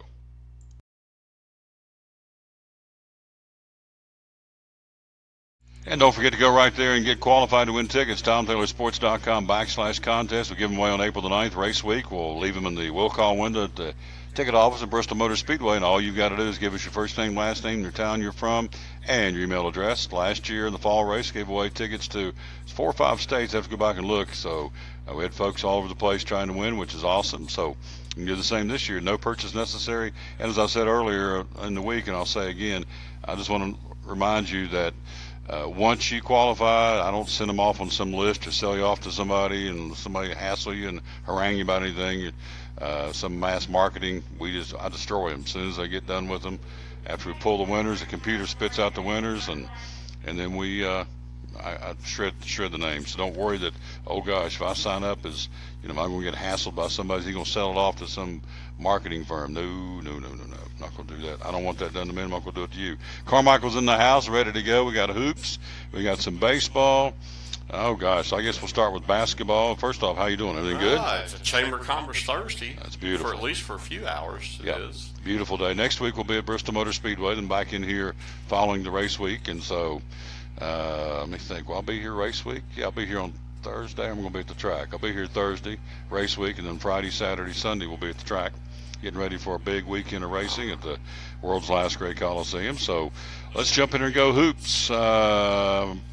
We were talking off air. The guillotine's going to fall here, folks. And I'm going to tell you, and he's already said it, and I'm going to tell you as well. This is the calm before the storm, because the FBI is going to come out with this. What started this train of thought between he and I during the break? Auburn basketball coach Bruce Pearl has received a vote of confidence from the Tigers' new athletic director. Alan Green said it's his absolute intent to stand by Pearl, barring further development from the FBI or the NCAA. Well, first thing, vote of confidence is always the step before they fire you. That's in any managerial job that you take, in professional, in sports at all. When they say we're giving you the vote of confidence, that's you're going to get fired, because that's when it happens. Auburn hired a Birmingham law firm to conduct a review of Pearl's program after last September's arrest of then Associate Head Coach Chuck Person on federal corruption charges. Person allegedly accepted money in exchange for promising to steer Auburn players to a financial advisor when they turn pro. Green, who was hired in January, says Pearl, quote, feels like he's done nothing wrong. So that may be, we'll see. That end quote, by the way, that's interesting. So there is a cloud over top of this Final Four. And it's not, and that's what, the NCAA is trying to put their best foot forward. They're trying to put the best show on they can put on for the fans, because they know in a few weeks, that's why they held off on all this stuff. They want to get the Final Four over with, because then if they have to go back and vacate anything or take anything away, they can do it. I mean, this is a probe that has hit just about every big-time program in the country, and it's something they want to get through this, so they're doing that, and I would expect sometime toward the end of the month or 1st of May that you start seeing some, and maybe some coaches falling. I mean, not just players being declared ineligible, but coaches also losing their jobs over this. These are some of the big boys too. Oh yeah, well every program at least got touched by it. Mm-hmm. Now some of them are in it a little bit more heavy than others, but every major program just about has been touched by this situation.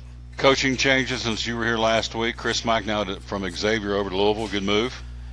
Yeah, because I mean he's just I keep saying it's a good move. It's a place with a lot of history. You know, what's going to happen to the program after the sanctions come down on it could be something.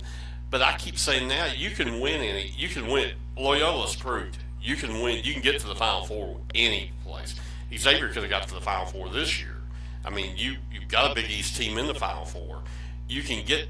There was 17 SEC and ACC teams, and out of that, zero made the Final Four. So it shows you can do it anywhere. It's not a bad move for him. I mean, to me anymore, Xavier Louisville is a lateral job, I think. Tubby Smith leading Memphis, going to High Point, his alma mater. I think Tubby lost his.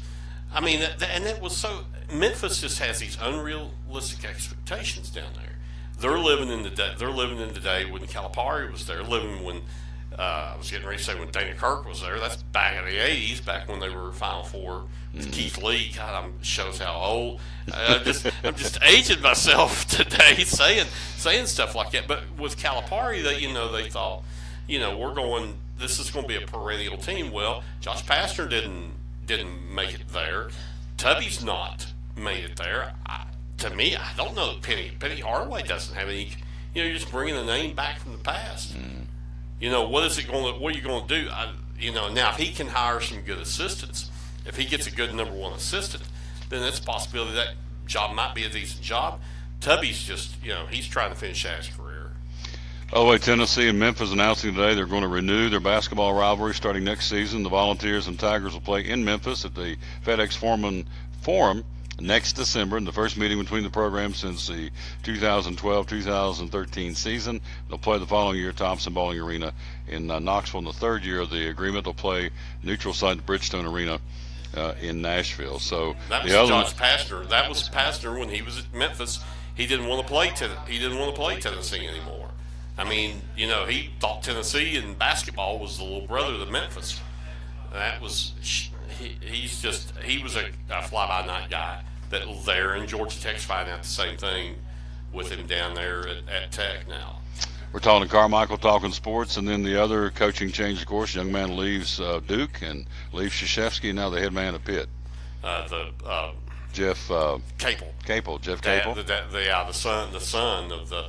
Could be. I mean, it'd be a good move for him going into the ACC. His dad was a coach. His dad coached at Oklahoma. He played at Duke. We'll see what happens. Pitt was a really good job with J.B. Dixon, and I don't know what happened with Kevin Stallings. I mean, the wheels went off that train rather quickly in Pittsburgh. We're talking to Carmichael. Final Four. Here we go. What's your pick? Villanova versus Kansas. Who do you like? Two blue bloods playing each other.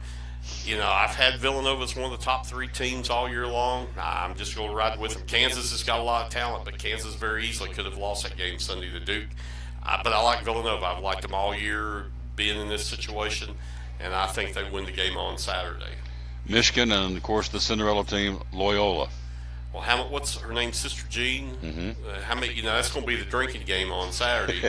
How many times that they show or talk about Sister Jean? You have to take a shot of your Diet Coke every time that they do that. So because Sister Jean is, I remember, and you may remember this in the Villanova run in '85 when they won the national championship, beat Georgetown.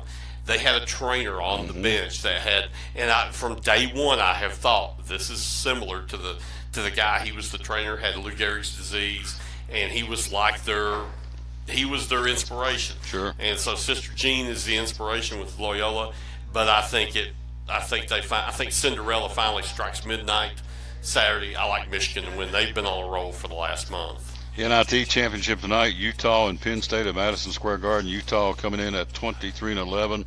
Penn State at 25-13. That's maybe a yawner game, but like I said, unless you're an alumnus or a gambler, you're not really going to watch this basketball game. I like Utah. I mean, Penn State though has won some big games in this. They won at Notre Dame in this tournament, so I think Penn State pulls out the win tonight.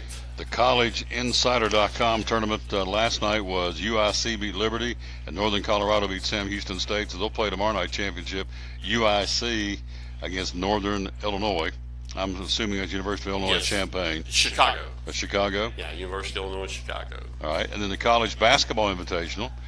Monday night, San Francisco won last night North Texas won, so they'll play the outright championship of the best of three coming up tomorrow night. San Francisco at North Texas for the College Basketball Invitational And San Championship. Francisco's trying to get Bill Russell and Casey Jones eligible again to come back and play in the best two out of three in this. I mean, really, there's folks, there's stuff on Netflix that can entertain you instead of watching basketball like this at this time of the year.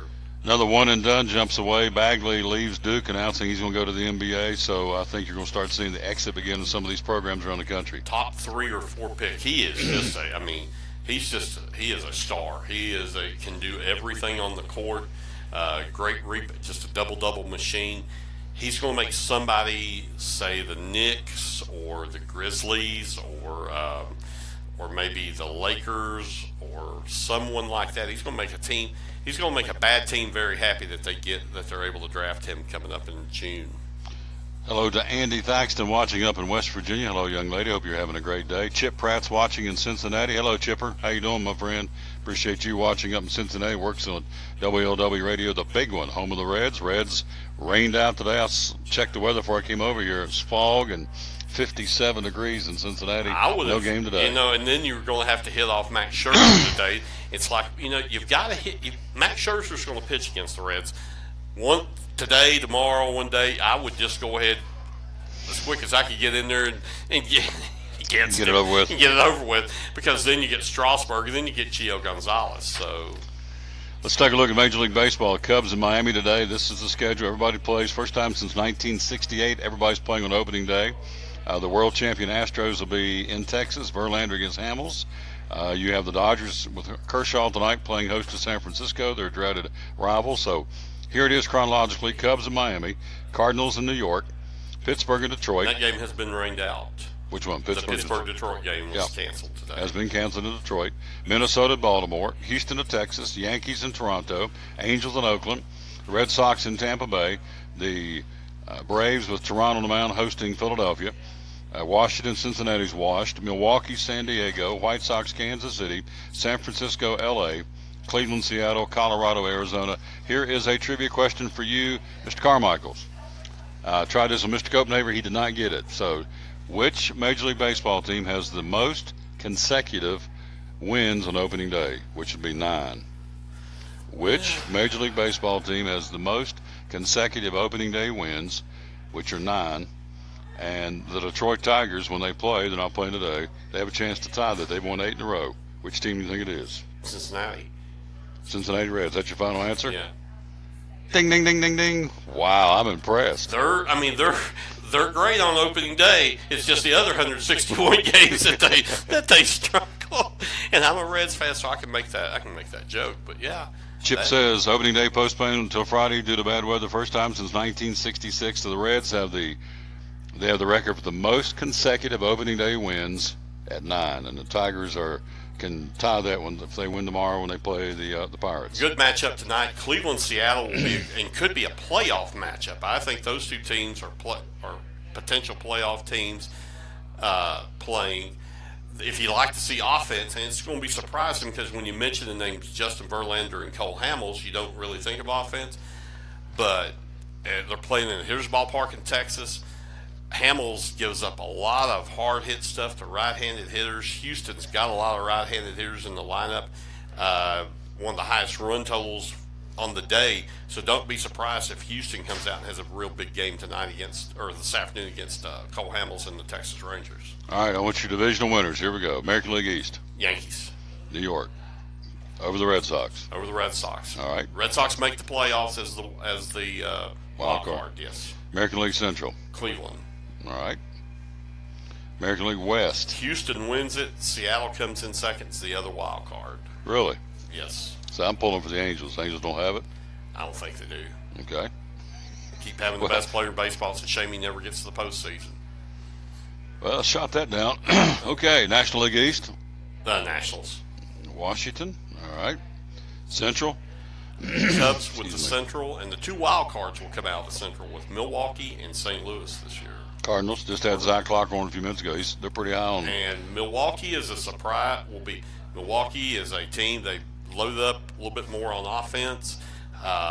Milwaukee's making a push to try to get into the postseason this year. NL West? Dodgers. Not even close. There you go. Reds, where do you think they'll end? Last. Think they'll be the seller? If they, best scenario, Joey Votto he doesn't hit like a 35-year-old guy. Billy Hamilton, instead of hitting 250, hits about 280 or 290. Then he can steal 80 bases. Duvall doesn't have a sophomore slump, has a good second year. They get some pitching. They might win 80. They might go 81-81. But the worst scenario is Votto doesn't hit, and Hamilton hits about 220 or 230 instead of 250, and they get no pitching, and they win about 65 ball games. There you go. Sadness in baseball today. Legrand Orange, Rusty Staub passed away earlier today. Only player in baseball history with 500 hits for 4 different teams. He also played, he was on the first rosters of 2 expansion teams, he was on the 63, signed as a Houston Colt 45. They left him unprotected, was on the first Montreal Expos team, went to the 3rd expansion team, the New York Mets, and led them to a pennant in 73, playing the A's in the World Series. Ended his career in Detroit, one of the most beloved players in New York Met history. Became a restaurateur after his career in New York from New Orleans, and was one of the most favorite players. I loved to watch him play when I was a kid. Just a great left-handed hitter. Passed away early this morning. On opening day. Yes. Lost him at the age of 73, Rusty Staub. I had a wiffle ball.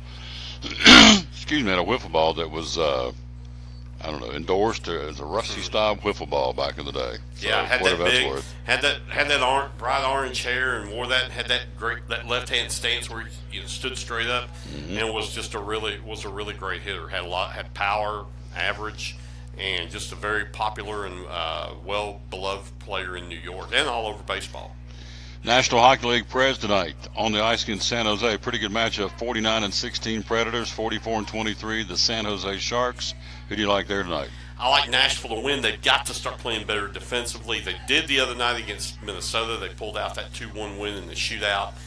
They've struggled a little bit defensively here lately, trying to get down the home stretch. They're trying not only to be the best record in the Western Conference, they're trying to win the Jack Adams Trophy for the best overall record in the league. San Jose's fighting for their playoff life, so they need every win they can. Used to be this was one of the better rivalries in hockey until kind of the Ducks became the Predators' rivals here in the last few years. But I like Nashville to win this one tonight. Talk about the goalie for the Predators. Pecorini.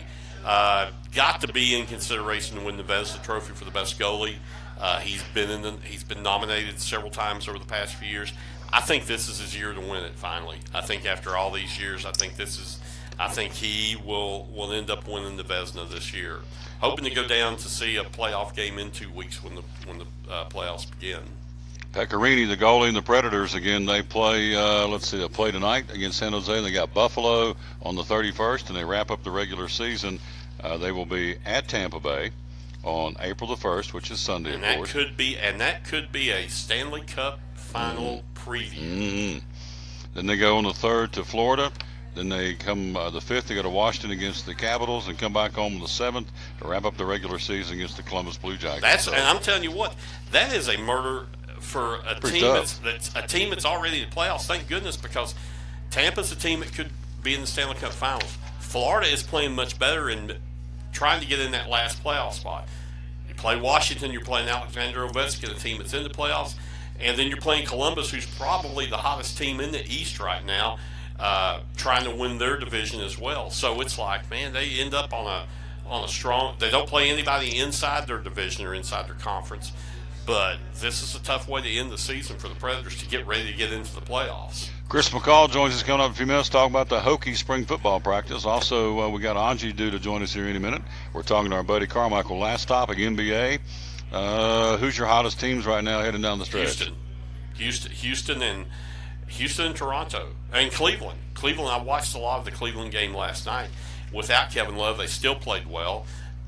Houston's going to be tough. Now, can Golden State get their 4 guys back from injury? They're getting Durant back tonight. They're getting Green back tonight. Green would have played Tuesday, but he still had stomach problems. They didn't want to put him on the court.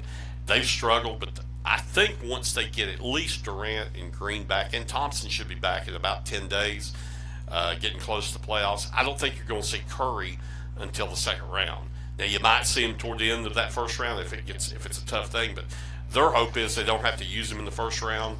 They can get by with Quinn Cook and Sean Livingston playing the point, and they can get through that first round and then have Steph back to play round 2, because in round 2 it looks like right now that would be Portland, which that's Portland except last night has been another team playing pretty well in the West. We're talking to Carmichael. I know he's got a scoop, but we want to get some Parks and Rec news in. Dave Onge's here. Got Chris McCall here. Got a couple more guests coming up. We're live here at Champion Chevrolet, again, the #1 Chevy dealer in the state. Hello, Kristen Martin. I've not seen you. How you doing, young lady? Good. I haven't seen her for a while. So Kristen's here. So we got a table tennis tournament. Yes, Carver Recreation Center is going to host the first ever Tri-Cities table tennis tournament in April. You get at least 5 pool games and single elimination tournaments. Also going to be some cornhole playing going on down there. ESPN, I knew that what is it they say, that the apocalypse is on us. When ESPN2 was showing a cornhole tournament on one day last week in prime time, but they're having cornhole down there. The event's going to be from 9 to 9. That's the weekend of April 13th through 15th. The deadline's April 6th. It's $20 per player. There's boys and girls age division 12 to 19, men's and women 20 to 48, and seniors, that should be 20 to 49, and seniors 50 plus. And for more information, you can call down at Carver 461-8830. You any good at ping pong? No. Andre, you any good at ping pong? I knew he was going to tell me that. He's I can play tennis, but I'm not a ping pong.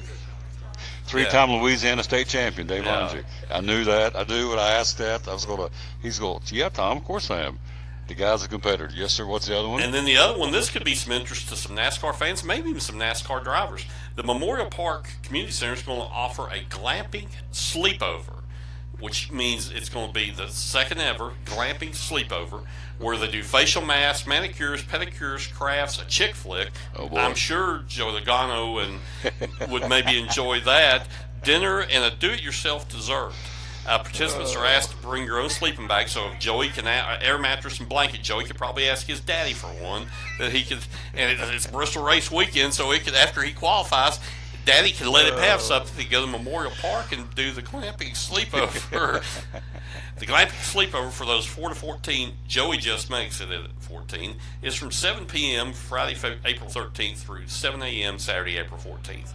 There you go. It's $15 a person, $10 multi-child discount, and pre-registration is required. First 50 participants, and children must be accompanied by adults. So Joey's daddy can even go with him and stay at the glamping sleepover. There we go. Yes. He's a big fan, can you tell, of Joey Logano? Yes. Good job. Back next week? Yes, sir. If you're back, are you back next week here? I'm at the Speedway. I won't be at the Speedway next week. Well, we'll have to pick you back up in 2 weeks. We'll be up there. And then we'll see where the Predators are that week, because I'm hoping I've not been to I'm like Tim McGraw. I'm not in singing I Like It, I Love It. I've not been to a Braves game. I hadn't been to a Preds game all year, and I'm hoping because of work. So I'm hoping I make game 1 in Nashville whenever it is. By the way, Chip Pratt in Cincinnati. Say hello to Chip. Hello, Chip. How about those Reds? How about those Reds? There's probably the only 2 Reds fans. There's others, but these are 2 Reds fans in the Tri-Cities sitting side by side. So hello to Chip, who works on WLW in Cincinnati. Great guy, great friend. Opening day postponed till Friday due to bad weather. First time since 1966. Good job, my friend. Thanks, sir. Yep, and we may get you by phone next week. We want to keep him going because Carmichael is Carmichael. Coming up, we got Dave Onge. Also coming up, Chris McCall. Hokey, hokey, hokey. Right on cue. But first, this break for Phil's Dream Pit on the Tom Taylor Sports Show. Back with my buddy Phil. Phil's Dream Pit again, the quest for perfect barbecue. And tell us about, big guy, tell us about the Dream Packs at Phil's Dream Pit. So we offer these Dream Packs that we offer them in equal numbers. So like 4, 8, 12, 20, 24. I mean, we can do them as much as 100 people or more. We've had them go out for 300 people. But the Dream Packs it comes with the pork, the sauce, the buns, and 3 sides. So you could do like beans, potato salad, and coleslaw. The price ends up costing you a little under $7 a person, which is an unbelievable value around here. Well, obviously, spring's right around the corner. You're looking at people on the move, going to ball games and Little League games and just being on the move. So this is a great way to come in and get a dream pack. And or if you got an event in the backyard, a cookout, or whatever you got going on, this is a great way to feed the gang, right? It is. And another benefit of it is sometimes people are having rehearsal dinners and they'll have volunteers from their church that will serve. So this is a very inexpensive way to hold your costs down for your rehearsal dinner or your wedding. We do offer full service catering. The price goes up a little bit to have our whole crew out there, but you could do the value packs too and have folks from church serve it and cost you under $7 a person. Let's squeeze in too before I let him go. Meat by the pound. So again, another event coming up that you just want to come out here and buy this great meat by the pound. You do that as well. I do. We offer the pulled chicken. We offer brisket by the pound, pork by the pound, chicken salad by the pound. The chicken salad, kind of give us a heads up if you're going to want 4 or 5 pounds of that, because we try not to make that much of it at once. And all this on the website. And philsdreampit.com. Yep. It has our catering menu. It also has our in-house menu and the value packs, and just an awesome deal. Oh, absolutely. And of course, they're physically located right off Interstate 26, the Eastern Star exit. So Phil's Dream Pit, philsdreampit.com. The quest for perfect barbecue, one of our great sponsors here on the Tom Taylor Sports Show.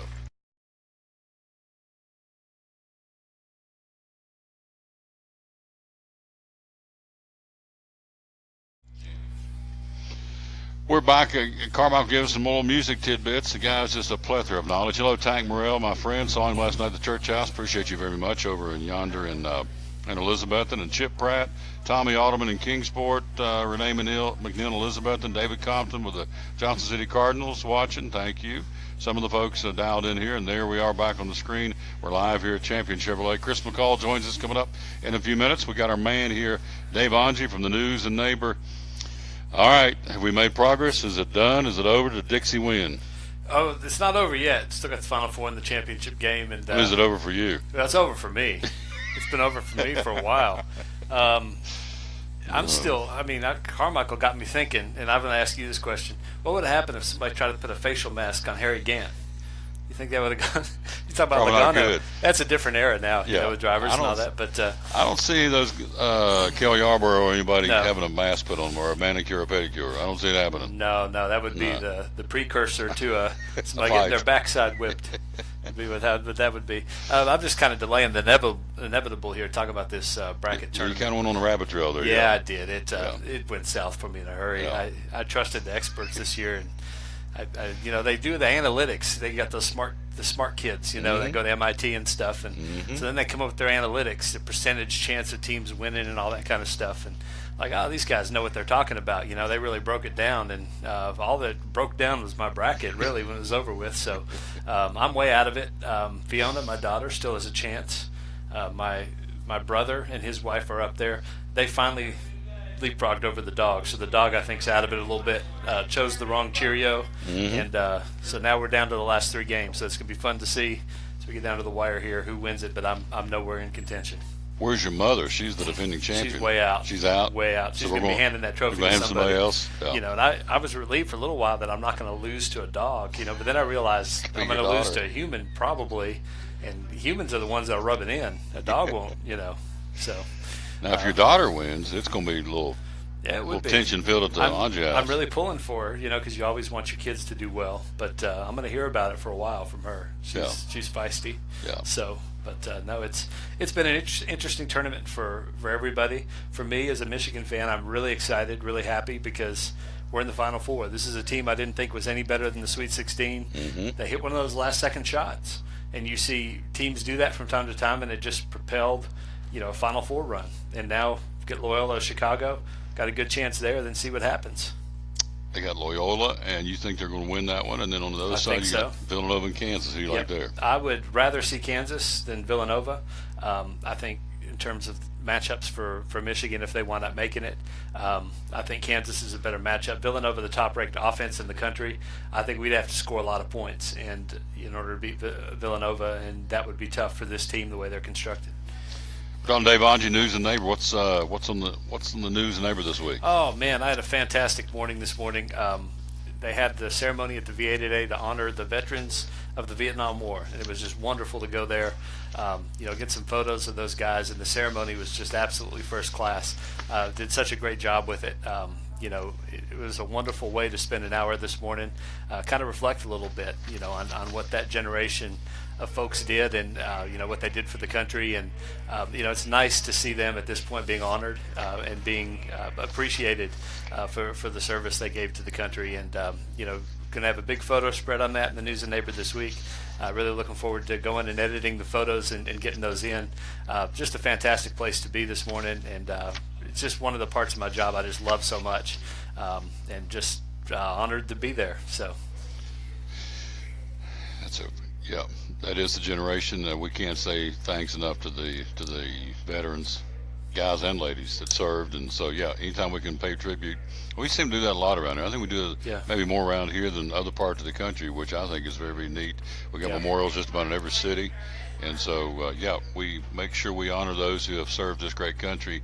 Some, of course, giving the ultimate sacrifice, and those that did, of course, their loved ones have to come up, have to come back and pick up the pieces of their lives after losing their loved ones. So, that's a neat thing. And so there'll be a spread on that next week in the paper. Definitely so. Had some Gold Star families there today that were honored, and that really, that puts things in perspective when you see Gold Star families, folks that lost somebody, in defending the country. That really, that drives it home, when you see that in person, and definitely a blessing to be there this morning. So that's one of the big things we have going this week. But we got a lot going on. I've been busy this week. Our folks there at the News and Neighbor have been busy, and it's going to be another good paper next week. Absolutely. So I'm going to switch to baseball. I want you to pick the divisional winners here. Carmichael did his, and I'm just going to, for kicks, see how we're going to do in the baseball. Again, let's run down what's going on. Detroit and Pittsburgh have been rained out. Cincinnati, Washington rained out. Cubs in Miami, Cardinals in New York coming up later on here this afternoon.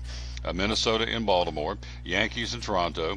The world champion Houston Astros open up with Verlander on the mound in Texas against Hamels at 3:35 our time. Angels at Oakland. Red Sox and Sale on the mound will be at Tampa Bay. Philadelphia and Atlanta against Tehran. That'll be at 4:10 first pitch this afternoon. Milwaukee at San Diego. White Sox at Kansas City. You have San Francisco against the Dodgers. And Cleveland at Seattle and Colorado at Arizona. Your team is the Cubs. The Cubbers. And they've got Lester on the mound in Miami against the rebuilding Marlins and Urena. Coming up in a few minutes, Chris McCall, his alter ego, Jake Tundra. I learned something new. He was a former wrestler. I did not know that. Jake, do you have any pictures, Chris? No pictures. Not that you want to show, correct? Gotcha. None, he says. Nada. Not going to happen. All right. I thought Andy was telling me another one, but no. Chris is a former wrestler back in the day, and we'll get him on talking about Hokie spring football in a minute. American League East, American League Central, American League West. Let's start with American League East. Who do you like there? New York Yankees. Too much firepower, man. They got it together. First-year manager, you got to wonder about that. And the Red Sox have done some things to counter and to contend in that division. But in the end, I think it's they're going to score a lot of runs, and they've got decent pitching. All right. American League Central. Indians. I'm going Indians there. They've built such a good team. I was surprised by them last year. They didn't do better than they did. But I think sometimes you have a hangover. I know the Cubs did. The Cubs didn't play as well last year as they did the World Series year. Of course, they met the Indians in that World Series a couple seasons back. So they had a hangover year last year. I think the Indians never really kind of hit their top gear. I think they do this year. I think they bounce back. American League West. Houston. Oh, that's good. Yeah, Houston. You got to go Houston there. A lot of young players, and they kept them all. A lot of them, and added in some good areas as well. So, just a huge fan of what they've done in Houston. That building project has been great, and I think that they're going to be formidable for a long time. NL West. NL West, Los Angeles Dodgers, and that's going to be easy. They're going to cruise into the playoffs, and it's going to be interesting down the stretch to see if they lose a little bit of their momentum going in. What Carmichael said too. This is going to be a cakewalk. Yep. NL Central. Central, Chicago Cubs. Chicago Cubs win the Central. I love what they did. Yu Darvish, great signing. That solidifies their starting rotation. They lose Arrieta, who when he was good, he was really good. I think it was Ron Bliss that used to write that. Little girl with the curl, right? She was good. She was real good. But that's kind of the way Arrieta was. I mean, he's either giving up 8 runs or he's shutting people out, no hitting them. So it's one or the other. So I think with Darvish, you get a more consistent arm in that rotation. Settles him in real nice. I think they're in good shape. There's a blast from the past, Ron Bliss. Yes, sir. Yep. NL East? NL East. Gosh, I'm going to go Washington here. I'm going to go Nationals. I still, that team has really befuddled me the last few years that they haven't done any better than they have. They've got all that talent, and the window's starting to close a little bit for them, I think. But, this is a year I think they're going to be back in contention. They blamed it on the fact that Dusty Baker was the manager. They let him go, so they feel like with a new manager that they're not going to stumble this time. So, as a Cubs fan, I agree with them. Dusty Baker, man. Back in 2003, we had Mark Pryor, great pitcher, but Dusty threw him like 480 innings or so in one season. Burn him up. He tore his elbow to shreds, so I never forgave Dusty Baker for that. So you and Carmichael must have talked before you got here, because you both did. You took identical. Oh, did we? Cleveland, Houston, Washington, Cubs, and Dodgers, right across the board, both of you. My goodness. There you go. So I don't know what does that mean, but that means that you guys have. I hope he has a great mind, and the great minds think alike, because the alternative's not good. So. We're talking to Dave Onge again. Coming up, we're going to hear from Jake Tundra. I'm getting kind of excited now about this wrestling thing. Jake Tundra? Pig's been waiting around. He won't go to lunch till he says when we do our segment for dummies. So Pig's not leaving to go to lunch, one of the salesmen here, until we do our segment for dummies. And we'll do that coming up here in a second. So, oh gosh, what else I want to hit on real quick? College football, again, spring practice going on for most. Some of the bigger teams, the Division I teams. We got South Carolina having their spring practice game coming up on Saturday, and most everybody else is going to be in April. So what are you hearing from the Wolverines? Oh, beautiful, wonderful. I'm telling you, it's looking good. Shea Patterson, a lot of people remember him, Ole Miss quarterback from last year. He's expected within the next 2 or 3 weeks to be declared immediately eligible there at Michigan, along with a lot of the other Ole Miss players that transferred who, the whole process there when sanctions were coming down kind of opened the door for a lot of those players to transfer and be able to play immediately because they were misled a little bit in their recruiting. But Shea Patterson so far has really turned a lot of heads in practice. He's a quarterback that's been able to get out of the pocket and make some plays. He's really poised, had a lot of experience starting in the SEC and throwing the ball well. So that addresses a big need, obviously, for Michigan, who was just abysmal offensively last year. Defensively, we were kind of in the top 5 in the country. We return a ton of players who are just bigger and faster, according to the defensive coordinator, Don Brown. Just really looking good on the defensive side of the ball. So I think we bounced back from last season. That being said, the schedule this year is a lot tougher. We have a lot of people saying either the toughest or second toughest schedule in the country when you start looking at Notre Dame, Michigan State, Ohio State. You stack that all up, it's going to be a tough schedule. But I think it's going to be a good football team and a fun team to watch. And it's a great time of year because everybody's excited. They're excited in Knoxville. They're excited a lot of places where they got new coaches, either that or teams that are established and have players coming back. A lot of people are really fired up to see the freshmen come in and compete. And, just a fun time of year for college football fans.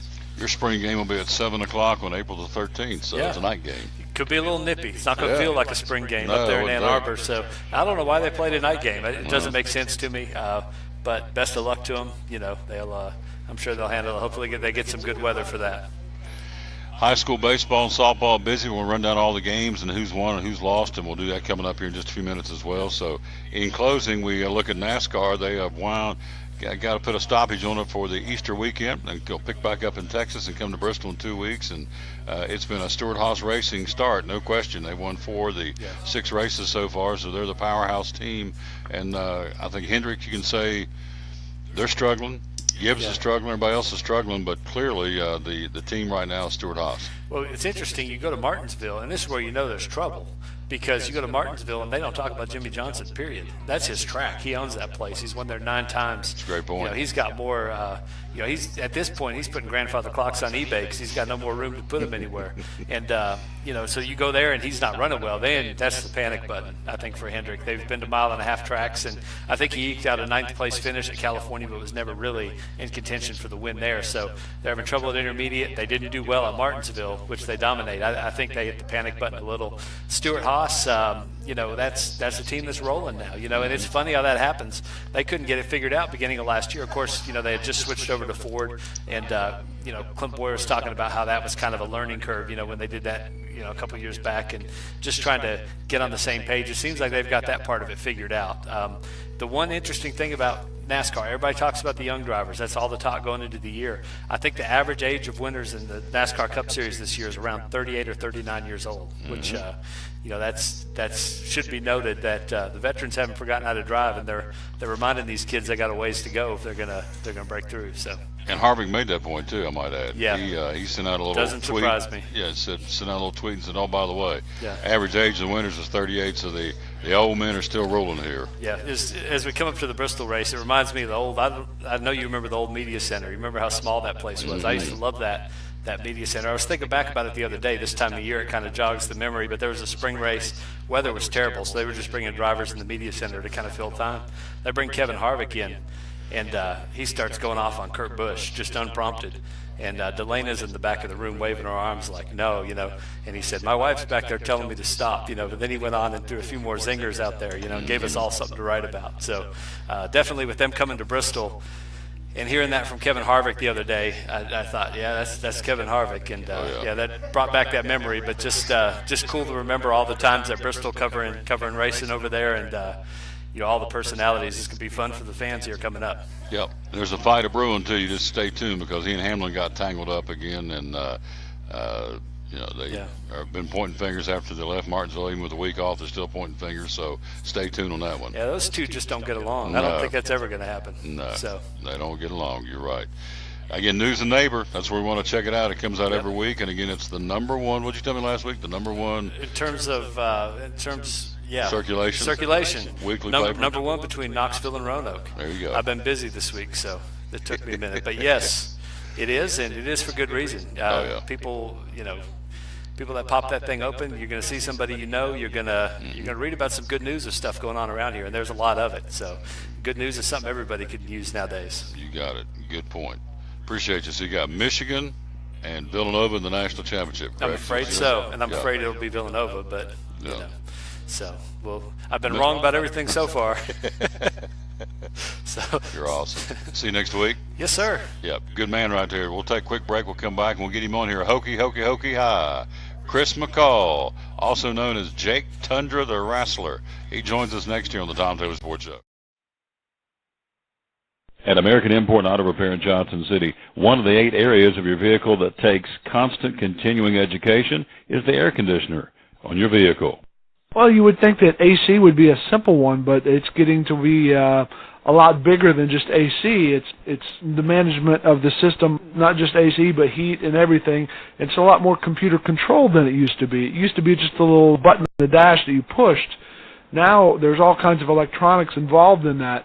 Braking systems used to be fairly simple. Now some of the newer vehicles, you have to have a computer to actually operate the braking system to make sure that it's okay after you've worked on it. Computer controlled of the engine is becoming very important. There's a lot to that. Each one of these areas, the technology is just tripled and quadrupled in the last few years. It's hard to keep up. You really need to stay in the books and know what's going on with them. American Import and Auto Repair, Johnson City, open 6 days a week. Call today at 913-3111. Blue Lizard Australian Sunscreen originated in Australia, where sunscreen standards are the strictest in the world.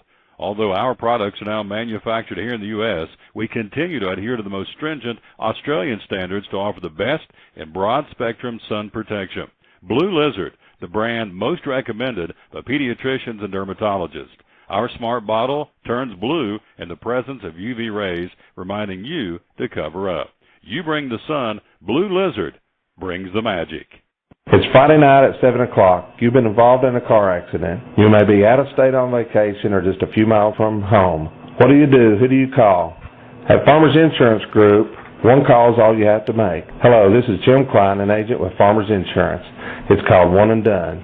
You don't have to wait till Monday morning to file a claim. You can make the initial call and we'll begin right away to help you. We assist you in moving the vehicle to a certified repair shop, getting you set up with rental car, and informing your agent. Then here at the staff at Jim Klein Farmers Insurance, we follow the claim through to the end. It's that easy. One and Done. We're your one and done location for all your insurance needs. Auto, home, life, commercial, workers' comp, and bonds. We can help you with all your insurance needs. Give me a call today, Jim Klein Farmers Insurance at 247-5400, your one-and-done location in Kingsport, 247-5400. Any day is a good day to get a tray from Chick-fil-A. Over 10 to choose from. Perfect for having the gang over to watch the big game, birthday parties, church get-togethers, backyard gatherings, everything from fruit trays to garden salad trays to nuggets and chicken strip trays. And for the sweet tooth, try the cinnamon cluster or chocolate chunk cookie tray. So you see, any day is a good day to get a tray from Chick-fil-A. Chick-fil-A at the Crossings in North Johnson City.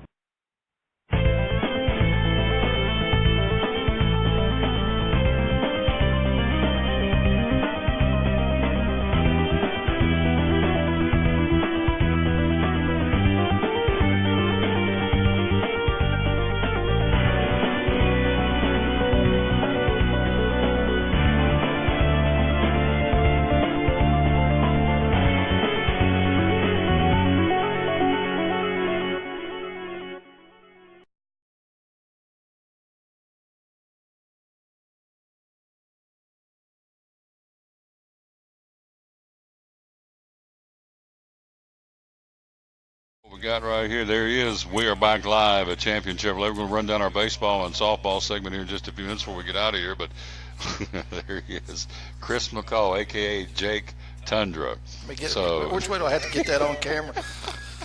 I thought Andy was telling stories, but you really were a wrestler back in the day.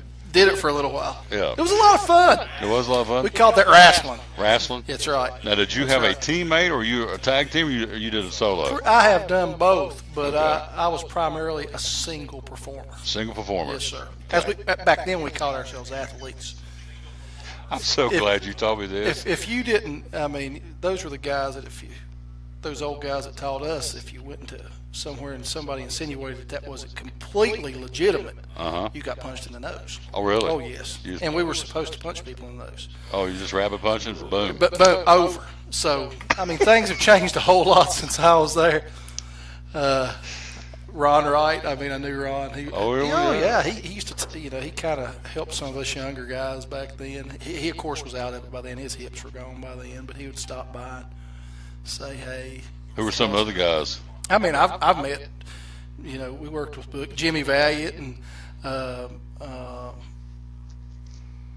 good Lord, I'm drawing blanks now. Rock and Roll, Ricky Morton. I mean, I know all those Didn't guys. really have him on the show here, Ricky Morton. Hey, but Ricky's just got a school down in Greenville now. Yeah. He's back in town. My buddy Don Lambert, she said, you want Ricky Morton on the show, the Rock and Roll Express? Absolutely. Man. Get him on. You have got to get Ricky He's Morton. got stories, don't he? Oh, he would be awesome. Yeah, Ricky He would Morton. be awesome. In fact, when I do that, I may have him come over here and be here so you can be here at the same time. We could flex together. We could flex together. Yeah. So who were some of the people you won in the ring against? I didn't win much, Tom. See, now I'm thinking of Don. I didn't win much. I took a lot of it. Have Jake Turner put a move on Tom. No. I might be able to throw the figure 4 leg lock on you, Tom. I can do the Kentucky spine breaker. I can still Indian leg wrestle, but that's about as far as it gets for me. So you didn't win much? Didn't win much. No. Well, who were some of the folks you went up against in the ring? All these guys here local, these younger guys, they were all younger than me. Yeah. I kind of got in it late.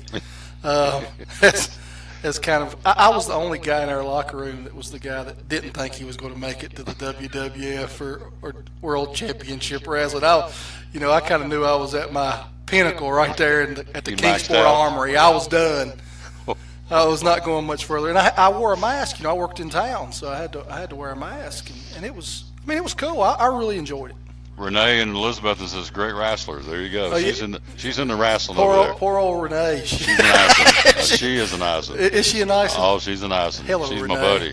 He's my buddy Renee. She loves Kyle Busch. Is there? Oh, bless her heart. Oh, wait a minute. Whoa. Bless her heart. So who do you think? This is cool. We got in a little wrestling segment here. I knew I was going this direction. Who do you think is the all-time? When you mention wrestling, do you say Dusty Rhodes, Hulk Hogan? Who do you think would be synonymous with the all-time great? Ric Flair is the greatest of all time. My second favorite, Dusty Rhodes. Dusty Rhodes. Oh, but Dusty was the guy I wanted to be as a kid. off the top rope. Yeah, I was a fat kid too. So it was awesome, and he knocked everybody down with an elbow. He didn't even have to do anything. He just hit them with an elbow. And it seemed like when he got in the ring with people, they would line up for him to knock them down with the elbow. I thought, if I could do that in the lunchroom at school, I'd be a living legend. Tried it a couple times, didn't work out. Didn't work. No. There was consequences for your choices. There was definitely consequences for what I did for those. There you go. It worked out great. I love it. So I'm going to go back and tell you, let me think some of the guys when I was a kid, and we're going way back. Ole Anderson. Oh, Ole and Arn, the Minnesota Wrecking Crew. Yeah, Arn and Ole Anderson. Arn and Gene Anderson. Gene Anderson, maybe? Gene and Ole Anderson were the Minnesota Wrecking Crew, and I think Arn kind of slid in there on the end. And the guy that I would get up on my bed and jump down and pound on my brother and do the flank, his guy's name was Bruno Sammartino. Oh, Bruno! Oh, yeah. Bruno was the man, wasn't he? Oh, yeah. Had more, looked like a bear in the ring. Yeah, he had hair everywhere you could put hair. Bruno Sammartino. That's when I was a kid. That's who. And I was trying to think who else. There was a guy named Hacksaw Jim Duggar. Hacksaw, yeah, carried the board. Yeah, and Sergeant Slaughter. Remember him? Oh yeah. So these are some of the guys. Those are awesome. Yeah. So you're taking me back now, Tom. Mm-hmm. I'm gonna have one of my reminiscing moments. We're talking to Renee says, "No, I don't. That's your man." She's telling the fib. She loves Kyle Busch. Is that right? Oh, loves him. It's what he's saying, Renee. I don't know what to do. Loves him. Eats M&M's calls it Kyle Busch. Has 18. I think she has an 18 somewhere tattooed on her arm or something. Is that right? All serious stuff. Right there then. Oh, baby. She's in there. Or maybe it's a JGR. Something. I won't say it's one of those fake, not a fake, but a non-permanent tattoo that has 18 or M&M's or something.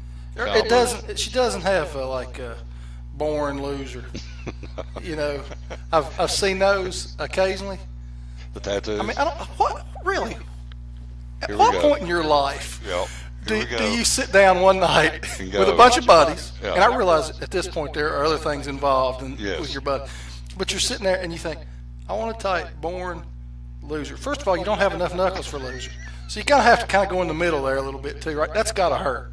I can see the knuckles, but what do you want to do to put born loser on your born loser on your hands? You got to. I don't understand it. I can. Life's a little mystery. I'll tell you a story. I knew a guy. And I knew him really well because he was my dad. But anyway, he was. Dad had a lot of troubles, coming and going. He had a rough youth, but he had a tattoo on his leg, and it was like the top of a knife. Like it was carved out. It looked like kind of like a cowboy hat, would be carved out. On the top, it said BOR in a tattoo. And so I said, Dad, what is that? Is it a cowboy hat with boar on top of it? What's that mean? He said, oh no, he said, I was pulling a 30-day stint one time out on the East Coast, and he said, I got out before they could finish Born to Lose and finish the knife. I said, that's a great story. True story? True, absolutely true. Wow. But I can really give you some good ones, Tom. Yeah, Stick around. So you got a tattoo that says BOR because they got out before they could finish. Got out before they could do Born to Lose on his leg. That's McCall's never can really finish a lot of stuff. But that kind of shows the pinnacle of that right there. We're talking to our buddy Chris McCall. Of course, we're going to talk a little Hokie spring football project. Time. I was trying to see when you guys have your spring game. Go ahead and talk April 14th. Is it the 14th? April 14th. It's the big day. Every school now, it's always a big celebration when they have their spring game. So what they're doing on the 14th, they're also opening up and christening their new baseball stadium that they've got built up there, a big, nice, fancy facility. And they're going to play Louisville, I think, that afternoon. So that's a big deal. I've got my 5 guys to watch for spring football. Okay. First one is Caleb Fraley. Caleb was enrolled last year, played in spring ball, and got hurt his ACL. So he got hurt in August, missed all of the season. They were really big on him. They thought he was going to be great. He had a great last spring. So that's the guy, and he's done real well this spring. I think they've been excited about what he's doing or what he's going to do. Also, Hussein Gaines. Or Hussein Gaines. It looks like Hussein, but I think it's Hussein. And that was Vinny Mahota's backup last year. Vinny got hurt. He's a defensive tackle. He got hurt last year late in the season, probably around game 7 or 8. And he came in, did a fantastic job. And and Vinny's still hurt this spring. He can't participate. So I think he's getting a lot of reps. He's getting a lot of experience right now too, even more than he did in the last couple of games. He had a great end of the year. He had had a sack or two in the World Camping Bowl. Is that what it was? Camping World Bowl? One of those names. It's Camping World or World Camping. Oh, Camping World Bowl, yes. Yeah, Camping World Bowl. So he had a really good game in the bowl game. So they're high on him, and we're looking forward to seeing what's going to happen. Herndon Hooker, he's the quarterback, and he's a pass first kind of guy.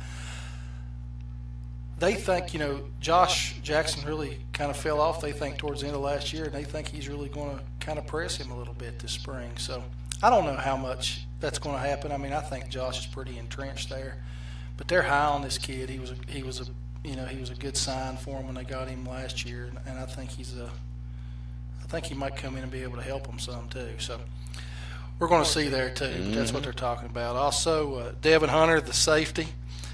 Now Devin was the jewel. They call it the jewel 17 recruiting class, and he's young and he's big and he's strong. And of course, the secondary's been decimated by graduation, so he's going to come in. He's a big, strong safety. He is tough. They say he's really, really strong in the weight room. Lanky, but strong, lanky. You know those guys I'm talking about. Muscled up, big. Those new safeties we see now, he's one of those, and they're really high on him to see what he's going to do. And then, of course, the linebacker, Dillon, he is, their linebackers are gone. Edmonds, he'll be playing next fall, too, somewhere bigger than Virginia Tech. And Monopatua, both of those are going to get a shot at the next level, but he's going to come in and do a really great job. The kid's young, but he's a stud. He's a hole stopper. He gets in there and just absolutely plugs everything up. And of course, that's what you want to, because our linebackers are now used to stop the run. They kind of the way they use defensive line in that 3-4 that everybody plays. You got to have good, strong linebackers that can plug up all one. He's going to be that kind of guy. So. Really excited. I'd like to be up there April 14th. I have a good feeling I'm going to be here at Champion Chevrolet that day. But yeah, I'll definitely read and keep up with them, and we're excited about the next season. We're like everybody at this time. Sure. Everybody at Tennessee's already prepping to say, well, we'll get them next year, and at Tech they're prepping to say, well, let's get them this year. So. Get them this year. Yeah. Okies have a good nucleus back. Oh yeah. Yeah, they sure absolutely. do. Like I said, they lost some key guys on defense, but other than that, our offense is young and really young, just like the receiver I was talking about before. They think he's going to step right in and be a great addition. Yeah. Chris McCall with us before I let you go. Again, plug what's going on here. Champion Chevrolet's been busy. Got a lot of foot traffic, which is awesome. And folks in here, I think Andy said sold 7 yesterday. So sure did. That's we like that, and so it's going good. So tell us what's going on. We got we're wrapping up the month of March here this weekend, but you got Silverados and Corvettes and Sparks and Traverses. Tell us about it. Hey, buddy, 6935 stock number 17 Chevrolet Silverado at the All-Star Edition. It's got $12,000 off MSRP. Got a 17 Corvettes, 20% off MSRP. You come in here, you look at the sticker, you take 20% off of it, you get to buy it for that, plus tax. As soon as you walk in. Yes, sir. Yes, sir. 17 Sparks on sale for $18,995 at stock number 8238. And a 17 Traverse, $6,000 off MSRP. That's a lot of money, right? That's a lot of money. money. Take a Traverse, that's a lot of money to take off. And of course, a 17 1500 regular cab pickup truck's $22,995. You've got to finance those through GM Financial, of course, to get some of that rebate. But we'll take good care of you, get you worked up. You'll go out of here driving a new car and be tickled to death for the Easter weekend. So come now. You can turn it right now. Come on. You go to championjc.com, make it happen too. Yeah, so. You better believe. Tell me about a Traverse. What is the selling point of a Traverse? Traverse, that's that Traverse people. A lot of people want those bigger SUVs now, and that's that mid-size SUV between a small SUV. It's kind of between our Equinox and our Tahoe. And so if you want that third row seat, you can still get in that vehicle, and you don't have to worry about how you're going to park when you go somewhere in the parking lot because it's not that big. If you've got a family vehicle, and like I said, you don't want one of those monsters, that's the vehicle for you. ChampionJC.com. So we want to go. Nobody sells more Chevy between here and Memphis and Mountain City than Champion Chevrolet. That's so right. Your biggest match is Jake Tundra. In closing here, tell me where it was. What's the biggest crowd you wrestled in front of? In Whitfield, Virginia, about 1996. I left Kingsport at, I got off early. I think I got off at 6 and I left 5 o'clock. I drove to Whitfield. I got in a match, was supposed to wrestle Ronnie Hands of Stone Garvin. And Ronnie, on the way there, had gotten hurt. So I didn't wrestle Ronnie Hands of Stone Garvin. I wrestled Johnny, never looked like he'd been in the weight room before in his life, Pendleton. And actually, yeah, I prevailed that night. There I you like go. to say prevailed. And I got done. They paid me $15, which didn't cover my gas or my food that I ate that night. I thought, I'm going to retire. That was it. That was it. Last time. Well, went to Whitfield, beat Ronnie. Johnny Pendleton. Johnny Pendleton. Never been in the ring, Pendleton. Never. And you said this Bless was his it. heart, yeah. They paid you $15 to go from here to Whitfield. You had a short, fat guy wrestling and a guy that looked like he was 142 pounds. So we were definitely a showstopper, is all I can say. Did the crowd go nuts? Did you pin him? Or Oh, yeah. Oh, yeah. Poked him in the eye first and then pinned him. Poked him in the eye and then pinned him. I was what you refer to as a heel. So I did. I always try to do the bad stuff to win. Yeah. That's how you win. That's fun. Yeah. Right. That's So you were kind of like a thug in the ring. I was a thug. Yeah. Absolute Poked him thug. in the eye and then pinned him. That's right. Yeah. Is what it is. It's kind of how I got my wife to marry me. I poked her in the eye. Said, "Hey, let's get married." How long have y'all been married? 25 years. It was a good poke. I did pretty good, didn't I? That's a good poke. On that note, we'll take a break. We'll be right back. Chris McCall again right here working at Champion Chevrolet. We'll come back and close it out. Oh, hokey. There you awesome, go. We'll be right back after this on the Tom Taylor Sports Show. At American Import and Auto Repair in Johnson City, one of the 8 areas of your vehicle that takes constant continuing education is the air conditioner on your vehicle. Well, you would think that AC would be a simple one, but it's getting to be a lot bigger than just AC. It's the management of the system, not just AC, but heat and everything. It's a lot more computer controlled than it used to be. It used to be just a little button on the dash that you pushed. Now there's all kinds of electronics involved in that. Braking systems used to be fairly simple. Now some of the newer vehicles, you have to have a computer to actually operate the braking system to make sure that it's okay after you've worked on it. Computer controlled of the engine is becoming very important. There's a lot to that. Each one of these areas, the technology has just tripled and quadrupled in the last few years. It's hard to keep up. You really need to stay in the books and know what's going on with them. American Import and Auto Repair, Johnson City, open 6 days a week. Call today at 913-3111. Blue Lizard Australian Sunscreen originated in Australia, where sunscreen standards are the strictest in the world. Although our products are now manufactured here in the U.S., we continue to adhere to the most stringent Australian standards to offer the best in broad-spectrum sun protection. Blue Lizard, the brand most recommended by pediatricians and dermatologists. Our smart bottle turns blue in the presence of UV rays, reminding you to cover up. You bring the sun, Blue Lizard brings the magic. It's Friday night at 7 o'clock. You've been involved in a car accident. You may be out of state on vacation or just a few miles from home. What do you do? Who do you call? At Farmers Insurance Group, one call is all you have to make. Hello, this is Jim Klein, an agent with Farmers Insurance. It's called One and Done. You don't have to wait till Monday morning to file a claim. You can make the initial call and we'll begin right away to help you. We assist you in moving the vehicle to a certified repair shop, getting you set up with rental car, and informing your agent. Then here are the staff at Jim Klein Farmers Insurance. We follow the claim through to the end. It's that easy. One and Done. We're your one and done location for all your insurance needs. Auto, home, life, commercial, workers' comp, and bonds. We can help you with all your insurance needs. Give me a call today, Jim Klein Farmers Insurance at 247-5400, your one and done location in Kingsport, 247-5400.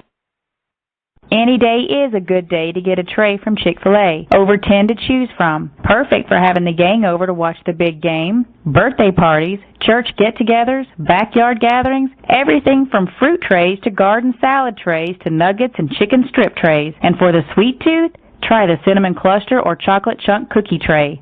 So you see, Any day is a good day to get a tray from Chick-fil-A. Chick-fil-A at the Crossings in North Johnson City.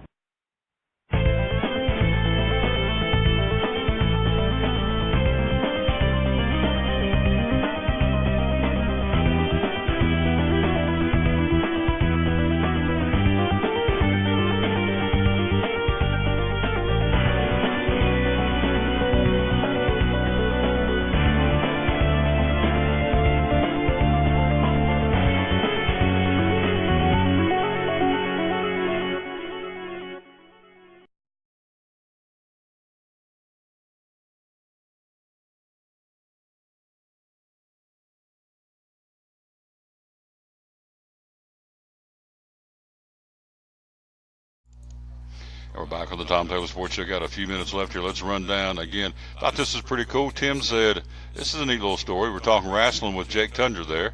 And so thought that was a real neat story from the standpoint that Ric Flair, a dealership in Charlotte, had a Camaro sent from here, from Champion Chevrolet, to Charlotte, and guess who bought the car?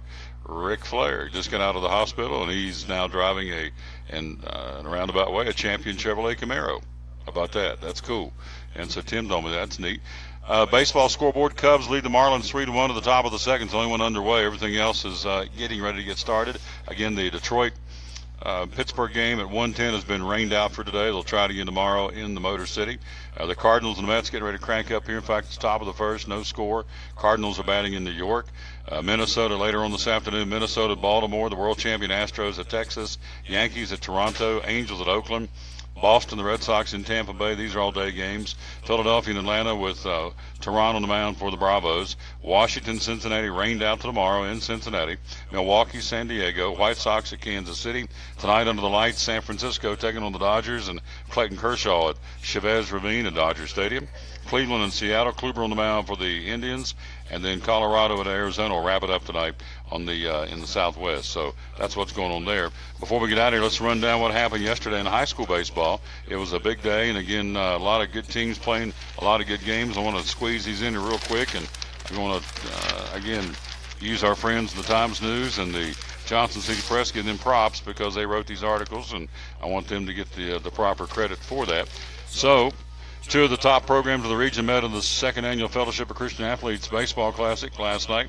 It was Abington rallying late after losing a lead of its own, scoring twice in the bottom of the sixth and once in the seventh to beat Dobbins Bennett at DeVault Stadium 6-5, and they scored. The Falcons won it when T.J. Taylor successfully laid down a safety squeeze bunt with the bases loaded, one out of the bottom of the seventh, scored, and that was the ball game as Abington beats Dobbins Bennett. Again, final score 6-5 last night in Abington, or they're in Bristol. Also in softball, it was Science Hill defeating Dobbins Bennett 7-3 in the Big 7 game at Metro Kiwanis Park. Science Hill improves to 10-3 overall, 4-0 in the Big 7 as they won again yesterday over the Lady Indians. Dobbins Bennett again falls to 7-4 overall and 1-2 in the Big 7 for the ladies again in softball. Dobbins Bennett, by the way, back to baseball now, 7-5 on the season. Baseball, Gate City rallied from a 4-run deficit to defeat Licking Valley, Ohio, 10-7 in the Bristol FCA Baseball Classic. In that ball game for Gate City, John Compton and Drew Myers both ended 2 hits and 2 RBIs in the game. They'll play Hidden Valley today at 3:30 in that event, in that tournament again going on up in Bristol.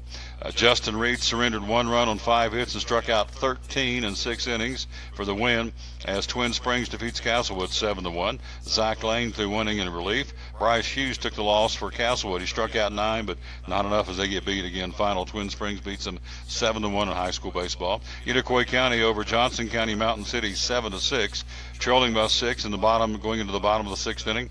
Johnson County rallied for 5 runs, but fell 1 short in a loss to Iroquois County in a makeup game.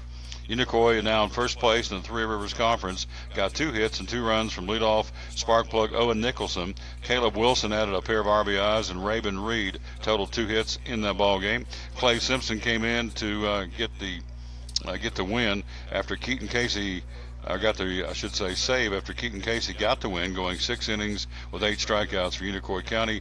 Reese Stout and Shane Greer each had 2 hits and a losing cause for Johnson County. What else happening? It was Tennessee High all over Sullivan East. Again, Tennessee High has now outscored their opponents in 11 games, 158-24, as Tennessee High defeats Sullivan East. Again, final score there was 16-6. Gavin Cross did the lion's share of the damage, blasting a 3-run homer in the first, another 3-run shot in the fourth for Tennessee High. He finishes 2 for 2, 6 RBIs, 3 runs scored, and 2 home runs for Tennessee High. Sullivan East got 6 runs off the usually stingy Vikings, and Brantley Ellis homered and drove in 2 for Sullivan East. Everett Hunt also had a couple of RBIs, and Elias Arnold had 2 hits and a losing cause. Unaka all over Sullivan North, 18-2. Dakota Gallimore led the hit parade with 3. John Wesley Harden, Isaac Hill, Davey Enzer, Bryson Street, and Daniel Enzer all had 2 hits apiece for Unaka. On the mound, Blake King got the job done, striking out 7, getting a complete game win. Unaka over Sullivan North, 18-2. Cherokee stops Daniel Boone 6-1 in Rogersville, coming off a sweep at the hands of Science Hill. Trailblazers could not bounce back. Nick Collins not only supplied all the runs he would need with a 2-run first inning homer, he also finished 2 for 3 at the dish with 4 RBIs and a complete game on the mound. Collins again struck out 5. Eric Rigsby had a pair of singles and a losing cause for Daniel Boone. And Cubs now went up 4-1 in the middle of the second inning in Miami against the rebuilding Marlins. A couple of other games to report to you. In softball, Volunteer beat Sullivan North 9-2. Allie Chandler went 3 for 3. 2 home runs and 4 RBIs for the Lady Falcons. It was Twin Springs shutting out Castlewood 12-0. The ladies of Lauren Duncan of the Lady Fighting Titans. Lauren Duncan went 3 for 4, 3 RBIs, and Aubrey Powers was 2 for 3. With 3 RBIs to lead the Lady Titans over the Lady Devils. Also, Elizabethton defeats West Springfield in Myrtle Beach 2-0. Kelly Cunningham locked it down with a 3-hit shutout and 12 strikeouts for the Lady Cyclones. Hannah Everts provided the winning hit, driving in 2 runs with a single in the top of the 7th. Kira Dillard and Macy West started the rally with back-to-back singles. Kaylin Shell had 2 hits also for Elizabethton, winning 2-0 over West Springfield, Ohio. And then Daniel Boone, ladies Trailblazers beat Green Wave 9-4. That's the what ran away from the Virginia team in the Myrtle Beach tournament. So Boone now 7-5 as Daniel Boone's ladies beat the Green Wave 9-4 in girls high school softball. And then Davy Crockett wins. They split. Marysville, Ohio beat them 7-5, and they won the game at the Myrtle Beach tournament. Maddie Roy capped off the victory with a 3-run inside the park home run in the 5th inning. Riley Hope tripled and had 2 RBIs. Lindsey Jenkins had a triple and total 2 RBIs for Crockett when they beat MBAP, wherever that's at, 10-3 was the final at that particular game. And that's what's going on, and that's went on, I should say, in high school baseball from yesterday and last night. So before we get out of here, let's run down again. I know we're running over, but that's okay. We can, because Tim says stay as long as you want, talk all the sports you want. I said we can do that. So let's, again, reference back to the paper before we get out of here. Let's tell you what's going on in baseball today. Tim, Science Hill Maryville canceled. Science Hill Maryville's been rained out. They're supposed to play at 6 o'clock tonight down in Maryville. Got a rain front coming in here between now and Saturday. Dobbinsville, 3 o'clock Saturday down there. Thank you, sir. Dobbinsville at Hidden Valley at Bristol, Virginia at 6 o'clock tonight. Tennessee High, Sullivan East in the FCA tournament at 5 o'clock, again in Bristol. Volunteer at the Kings Academy, playing a doubleheader there at 5 o'clock today. Unicoi County at North Buncombe County for 2 in North Carolina tonight. Providence Academy at Happy Valley. University High at Sullivan South, and South Green at Unaka. That's all in Tennessee. Virginia baseball. John Battle at Lebanon today. Bell County, Kentucky, Thomas Walker. Lehigh, J.I. Burton. Rye Cove, the War Eagles play in Hancock County. Shelby Valley at Ridgeview. And Union takes on Licking Valley, Ohio at Tennessee High at 7:30 tonight. In softball, it goes like this. Tennessee High's ladies at Volunteer today. Sullivan East at Unicoi County. Sullivan South's Lady Rebels at Sullivan Central. Unaka at Johnson County. University High at Sullivan North. Also, you have in Southwest Virginia, Rye Cove at Patrick Henry. Twin Springs ladies at John Battle. And Union's ladies at Oak Ridge. And that's what's going on tonight in softball again around the area. So, and in soccer, let's squeeze those in too. In soccer today, Tennessee High at Science Hill here in Johnson City at 7 o'clock tonight. Knox Farragut at Dobbins-Bennett. Daniel Boone at University High. Sullivan Central playing soccer at Sullivan South. And Cock County at Unicoi County. That's what's going on there again in soccer for this Thursday. We're out of time. We sincerely thank you for yours. Andy Dietrich and Chris McCall from here at Champion. Bill Patrick from the Kingsport Speedway. Zach Clark from the Johnson City Cardinals. Dave Angie from the News and Neighbor, and Carmichael from the Johnson City Parks and Rec have been our guests here on this show number 719. And so we will again take tomorrow off for Good Friday. The youngins are out of school, and we're going to be out of school too. We don't take many off, and we're going to hang out with them tomorrow. Back in the saddle on Monday. Again, next Thursday, we'll be up for a 1-week stop at Bristol Motor Speedway, then back here in 2 weeks, as it'll be race week. We'll be here on the 12th, ready to go. And so we'll take next week and be at Bristol Motor Speedway. Again, continue to promote the tickets and everything going in and around the world's last great Coliseum, as we are racing 17 days away now from the Food City 500. Again, don't forget to go right here at TomTaylorSports.com/contest and be sure and get in there and put your first name, last name, town you're from, your email address, and qualify for tickets that we're going to give away on April the 9th to send you to the world's last great Coliseum. So we're out of time. We sincerely thank you for yours. Again, we'll rejoin you coming up on Monday. Again, be sure to go to church this Sunday. It is Easter Sunday, of course, the death, burial, and resurrection of the Lord Jesus. And that's it. It ain't about the Easter bunny and Easter eggs. It's kind of a byproduct, but it's about the death, burial, and resurrection of the Lord. And so it's a happy day for us folks to believe, and hope you do as well. Hope you get to church here on Sunday to, I guess, pay your respects or worship him, because he is certainly worth it for what he did for us on the cross. No question about that. Out of time. We sincerely thank you for yours. Back in the saddle on Monday. Until then, for Tim and Andy and all the folks here at Champion Chevrolet, this is Tom Taylor telling you, as always, win or lose, be a good sport. So long, everybody.